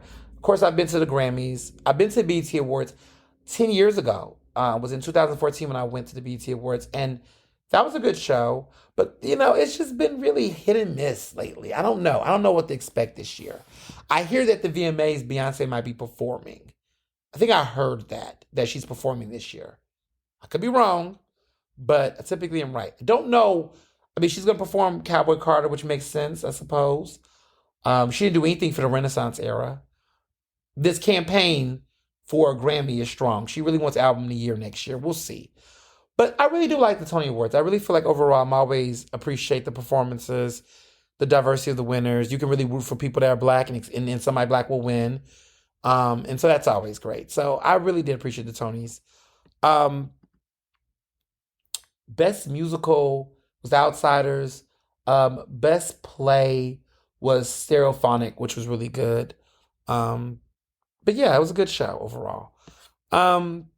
As far as movies go, Bad Boys, the Will Smith hate train seems not to be working. The Bad Boys franchise, with the success of Bad Boys 4, has now surpassed over $1 billion as a franchise, which makes it super successful. Stephen A. Smith, I don't know what he was talking about, but looks like, look, it is what it is. They're still slang. Inside Out 2, it's been rough for animation lately. But this is the big summer blockbuster, over $160 something million opening weekend. Inside Out 2, which the first Inside Out, I think, surprised people by how good it was going to be. And then it became a big hit, but it was a new film. But Pixar done got their mojo back. Pixar, this is the second largest opening weekend for an animated film ever. The first one was The Incredibles 2, which had a huge number. But this is the second highest opening for an animated film ever, which is over, I believe, $65 million opening week, $165 million opening weekend for Inside Out 2. Sequels is where it's at. It's a good ass sequel. Seems like people love sequels. I mean, Pixar used to never really do sequels. I mean, really, Toy Story 2, where they really branched out and did a sequel, but they really was not trying to do any sequels. But over the past 10 years, it just seems like they have just stuck with what they know. We have a sequel to Monsters, Inc. We have a sequel to Finding Nemo. We have a sequel to Wreck-It Ralph. We have a sequel to multiple sequels to Toy Story, The Incredibles, now Inside Out 2. We've had multiple sequels to Cars, which I don't understand why, but apparently that franchise does good. Monsters Inc. got a sequel. It's a lot of sequels. I think I'm gonna Ratatouille 2. I don't know. You know, maybe Ratatouille 2 would be fun. Why not? Um, but yeah, it's a lot. It's been great for animation. I thought Inside Out 2 was really good. For those who want to catch up, Disney Plus is always there. But I enjoyed it.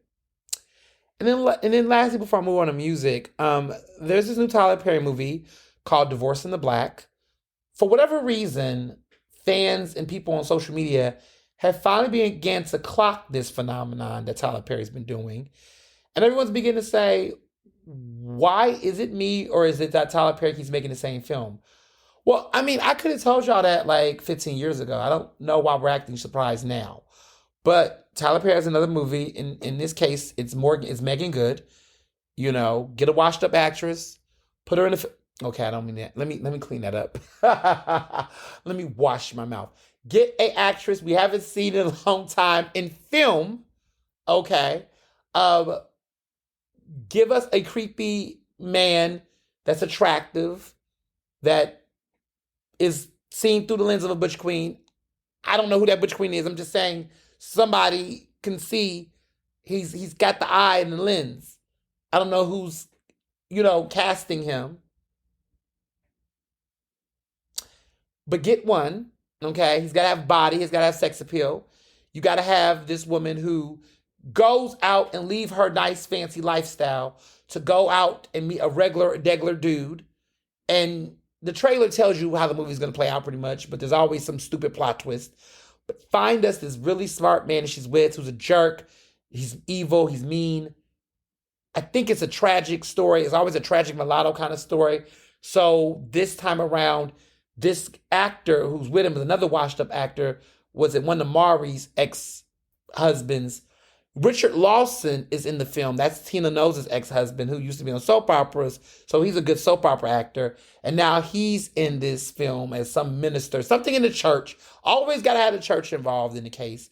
There's always some crazy psychopath who just can't leave her alone. It's kind of creepy, but he's also kind of cute too. And then you got to have this regular, degular dude who, for whatever reason, is the guy she should have been with, and she falls in love with him. And it's always some woman clapping back. Well, interesting enough, Tyler Perry has realized that none of his films are good enough to really be at the box office anymore, because I think ticket sales would not be so much inclined. So he has been strategic enough to put his trash films on things like Netflix or, Amazon Prime. So now this one is going to be on Amazon Prime. It comes out next month. And he's just going to keep making hot movies. And guess what? You're going to watch them.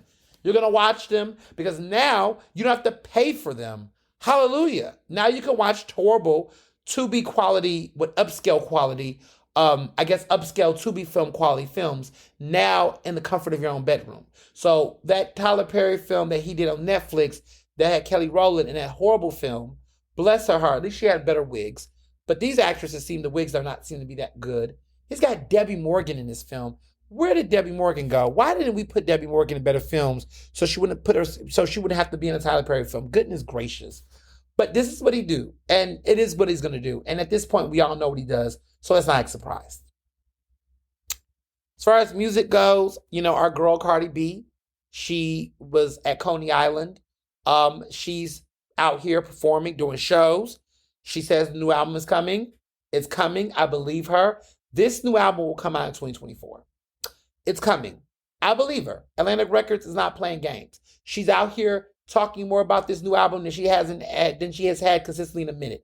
I believe it's happening. It's coming. Get ready for Cardi B. She might drop that album in October. She might not want to put it in contention with the current Grammys. I think that's what's going to happen. It's going to have a fall release. It's going to probably come out in October around her birthday because she's a Libra like I am. And I can see her dropping the album in the fall so they can be past the Grammy eligibility period. So she's going to let, Pink, whatever, all these other artists who's dropped stuff in the spring and already, she's going to let them have their little cute little run for Grammy consideration for this upcoming year. And then she's going to put her album on the fall, do a big ass tour next year, and then be able to run these songs and then get Grammy nominations and have a lesser competitive season. I could see that for her. I think that's what she's going to do. The eligibility period for Grammy consideration is in September. She's going to drop it after September. So she's going to have a nice little run. She's going to play with some singles and some little things. But I think that the real Cardi B era will begin in October so she can have Grammy consideration for that year. That's my predictions. That's what I think she's going to do. And then she's going to do a tour next year to really push the project and then get these Grammy nominations for fall of 2025. That's my predictions. I could be wrong. But I just feel like that's what I think strategically she's going to do. I think she needs to see the calendar. And I also think that Rihanna might be doing the same. I think Rihanna is not going to put her album out. She's not going to compete with Beyonce. She's not going to compete with the girls out.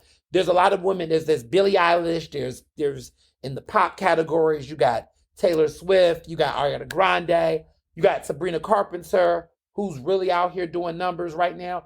You got Dua Lipa got an album. You got a lot of the pop girlies. Charlie XCX, who Jamarcus loves her music right now. This album she's at now called Brat is really good, actually. A really good pop record, if I do say so myself. So you got a lot of competition in the categories. And these are the women. The pop women, the pop girlies are taking the genre back. I haven't heard too many pop guys that much. So I think this is going to be the year. I think this is going to be the big year. So I think Rihanna wants to drop her music out next year. I think Cardi B is going to do the same. I think that's what's going to happen. That's my prediction. Normani's new album came out finally, Dopamine. Short album, about 43 minutes long. We can appreciate a short album. I mean, that's, at a time where a lot of artists are just dropping a lot of redundancy and a lot of long-fledged albums, I really appreciate a cohesive album. This album is okay. It's not horrible. It's okay. I don't know if it was worth 5 years in waiting, but it's okay. That's all I'll say. Taylor Swift, 8th consecutive week, #1 on the charts with the Tortured Poets Project. She now ties with Folklore. It's now become her longest reign #1 album, but this is the first time in years, I think since Whitney Houston, she's breaking records. Taylor Swift is doing something that she has not done with any of her albums. This is a big deal. So the Tortured Poets Department has basically achieved significant success. It has spent its 8th consecutive week at #1 on the Billboard 200 charts. This ties with Folklore as the 3rd longest running #1 album in Taylor Swift's entire career. So far, the album has sold 4.4 million units in the U.S. in just 8 weeks. This is a ridiculous milestone for Taylor Swift. And the Tortured Poets Department joins Whitney Houston's Whitney as the only female albums in history to spend their first 8 weeks of #1 on the Billboard 200. Next week, if they do not dethrone Taylor Swift, she will surpass Whitney Houston as the only female artist in history to spend 9 weeks of its release at #1 on the Billboard 200 charts. I don't know what y'all gonna do because I see what her stunt is. Now, this is the stunt. Now, let me tell you why this has happened, because this is not like Whitney, and this is the issue that fans are complaining about, and I have thoughts about it, and I got things to say. So at this point, it's been over 50-something odd variations of the Tortured Poets Department on the charts. She has done exclusive album releases, video recordings, voice memo edition, deluxe edition, theophonic remixes, 1,000 different variations of this goddamn album. And basically, every time she drops those variations, obsessive fans, Swifties, will buy the variations, will listen to the variations, will play it or buy the unlimited, and that gives her enough bump to be able to consistently, with the streams the album already has, have new volume and attention and streams to keep the album competitively at #1 every fucking week. She has not been, nobody for 8 consecutive weeks has been able to topple her. Not even Billie Eilish. And I tell people don't sleep on Billie Eilish, but even Billie Eilish came in and debuted at #2 and has not have been able to come up at #1 and supplant her. She's unstoppable. And yes, this is a stunt. And yes, it's messy. And people have said things like she's blocking all the girlies. Like, she's 6 weeks at number one on the UK charts. People were, mad. They were saying that Charlie, she's stopping the pop girls. Let me say this. Now I have two thoughts about this. Okay. On one hand, right, I would arguably say that Billboard needs to change the rules and just simply say that only the original album or the album that was released is the album that's in consideration for charts. All these deluxe editions, the whatever shit. You get one album in the deluxe edition, you drop it the first week, right? So she did. She did 2 deluxes in the first week. Okay. First week, whatever you roll out of the original album, fine, right? We'll give you that in the deluxe edition. After that, the other variations stand on their own. They help with the album's total, but they don't help with the album's Billboard chart on the weeks. So hear me out. I think they could count for the units total for the album. You could say the Torture Poets Department, all its variations of the album is 4.4 million. But every week, you cannot allow an artist to drop these special edition rollouts that's not accessible at a given period of time. Because I feel like, to me, that's juicing and cooking the books. However, there's another side of me that says, well, God damn it, if the fans are showing up to buy the damn singles and downloads, God damn it, count the sales. She can't help it that her fans are delusional.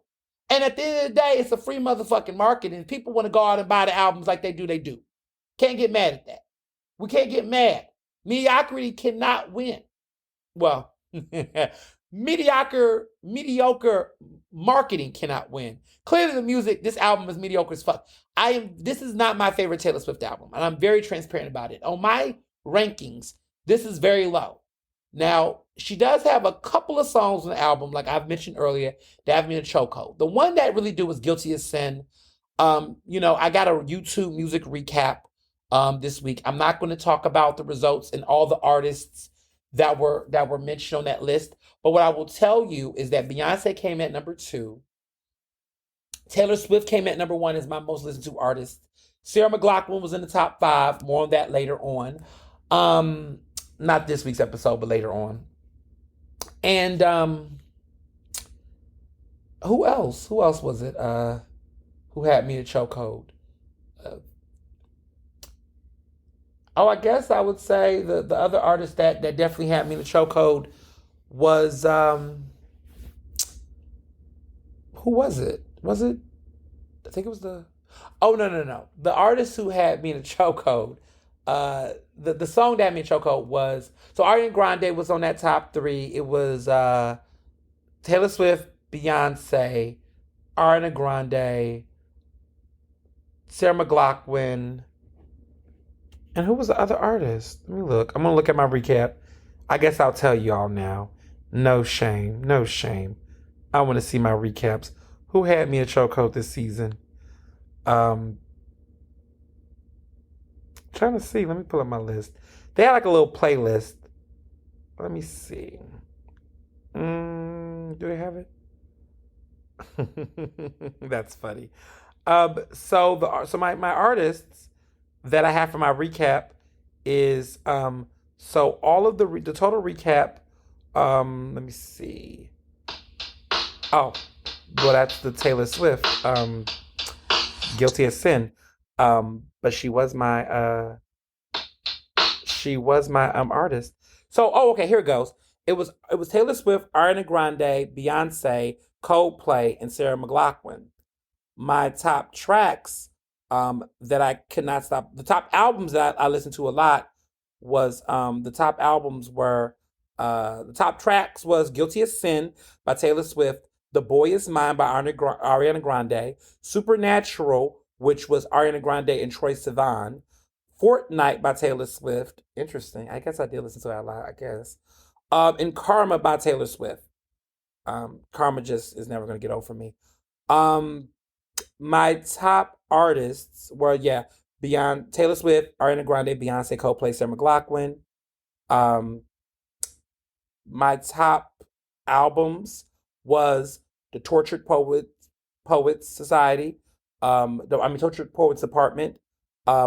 Internal Sunshine, slightly deluxe edition by Ariana Grande, the original Tortured Poets Department, Renaissance by Beyonce, and Greatest Hits by Foo Fighters. Those are my top 5 albums. Listen, you know what? I shouldn't even be sure. Listen, I am not the reason why that album. I guess I am. It's just that one song. I just play that one song. I really like Guilty as Sin. And I guess I do like Fortnite a little bit. Not as much as I liked it. I don't know. Maybe it's me. It's me. I'm the problem. Maybe I'm the reason why this. Okay, I don't understand. Anyway, we're gonna move forward. I do like Cowboy Carter. It's a great album. I just hasn't. Listen, we're just. I was not supposed to read my artists, so I am the silent majority. Not the album. I don't. You know what it is? It's 32 songs. I don't listen to all 32 songs. Maybe it's just like 2 or 3 songs I keep playing nonstop. Maybe that's what the fans are doing. Maybe they're just like addictively listening to like 2 or 3 songs they really like. Because I'm not listening to all 32 of those songs. I don't know what's going on. But anywho, she's number one for 8th consecutive week. And I guess it's, they say it's Swift fatigue. I don't know. The Swift fatigue is I'm not listening to the albums as much, but I'm still listening to some of the songs. And that's that. Okay, moving on. TV. Ghost. I watched the second episode. It's getting spicy. Mary J. Blige is okay. Do I get that? Well, I can tell some of it. She is thrilling. Ghost Book 2. I like. Okay, I'm gonna tell someone. If you ain't watched the second episode, I'm not doing spoilers. I'm just telling a little bit. I like that they're back at the school. I like that the show was getting somewhat on track. The season premiere was very chaotic in a good way, but I was getting a little worried that like we weren't going to get back to what made Ghost Book 2 a really good show. Because there's this, I love this element of like there's these lessons being taught and there's like reference to like ancient history and philosophy, while also it's like a theme and a motif throughout the episodes in the show. So I do appreciate them going back to class. It's interesting because they're all trying to pursue their dreams while also doing like high level crime. So it's interesting to see Tariq, in this space. They have Michael Ealy on the show. He's like seems to be like a reoccurring character this season. He's always giving like disturbed mulatto character type. Like he's never like got a nice full haircut. He's always looking stressed out. He's got those beady eyes. And he just always looks like he's, like disturbed or petrified. Like he's typecasted. Is it just me? But he always plays like the psychotic light skinned guy who's like charming and the cute, but like also messed up and fighting the world. It's like this thing with him. He's been typecast his entire career. I feel like when I saw the movie Their Eyes is Watching God, he played Tragic Mulatto over there with Holly Berry in that film. And then he does the film, oh my goodness, for Colored Girls. They have him out there in the Tyler Perry film about to throw the babies out the window, which was traumatic. And then he's in another film where he's under the bed going after Nia Long in some film, The Perfect Love or Match. Am I got this right? He was also in another. I just feel like he's always typecasted. It's the same type of character, but people like it, and I guess that's how he stays booked not in Hollywood. Well, he's doing good on this show. Baddies Caribbean. The girls are now in Puerto Rico. The girls are fighting. What's new? Interesting dialogue this season around race. There is a Puerto Rican, white passing Puerto Rican castmate who cannot for the life of her not use the N-word, which is just really weird. But she thinks she's entitled to it, but she keeps getting her ass beat. And I just really hope that she stops saying it. And I don't know why she continues to be on the show, but that's my thoughts. Also, my other guilty pleasure is this show on BT. Is it on BT? No, it's on VH1. It's called The Impact. It's like they have a show called The Impact New York, The Impact Atlanta. But I've been watching it. It's very Gen Z focused. But it's been like my little guilty pleasure as I await another season of Love and Hip Hop. But I've been really enjoying what I've been watching on it. The big girl who's the main character of the show was Ari Fletcher, who's dating Moneybag Yo, but they go on and off, so I don't know if I can even say maybe are they together today? I don't know. Can't keep up. But the show has been just a nice little breeze. They don't fight. There's been no physical fighting on the show, which I can appreciate. They don't give you that level of reality drama. I mean, there is some drama, but no one has like been fighting. There's been none of that going on. Everybody's keeping their hands to themselves so far on the show. So I can appreciate that. But yeah, this past week has been a lot. I've had some good times. Looking forward to this upcoming week. There's some big surprises coming up. Can't say anything at this moment, but there's going to be some fun in store. I mean, Juneteenth is coming up. I'm enjoying the beginning of summer. Already checking out some cool places. There's this place called Cafe Click, which is over there where the Comcast Center is, but it's like that outdoor patio space. There's like outdoor garden vibes, outdoor, fine dining, eating. So Cafe Click is back and rolling. It's real fly. Definitely worth checking out. After I went to that horrific Rosé Day party, I went to Philadelphia Distilling and enjoyed some really great cocktails and drinks. Really, really enjoyed, a vibe. That's where we went, because I was like, I think I was thinking about it earlier. I was like, we did not waste that night. The 3/4 of Lit Brothers and of course Tori, we went to Philadelphia Distilling in Fishtown after we had that just lackluster experience at the Rosé Day Garden. Rosé party that party I went to. But we had a good time at Philadelphia Distilling nonetheless. Juneteenth did this week. Just heads up to white people, just don't do the most. Just don't. It's a freedom day for Black people.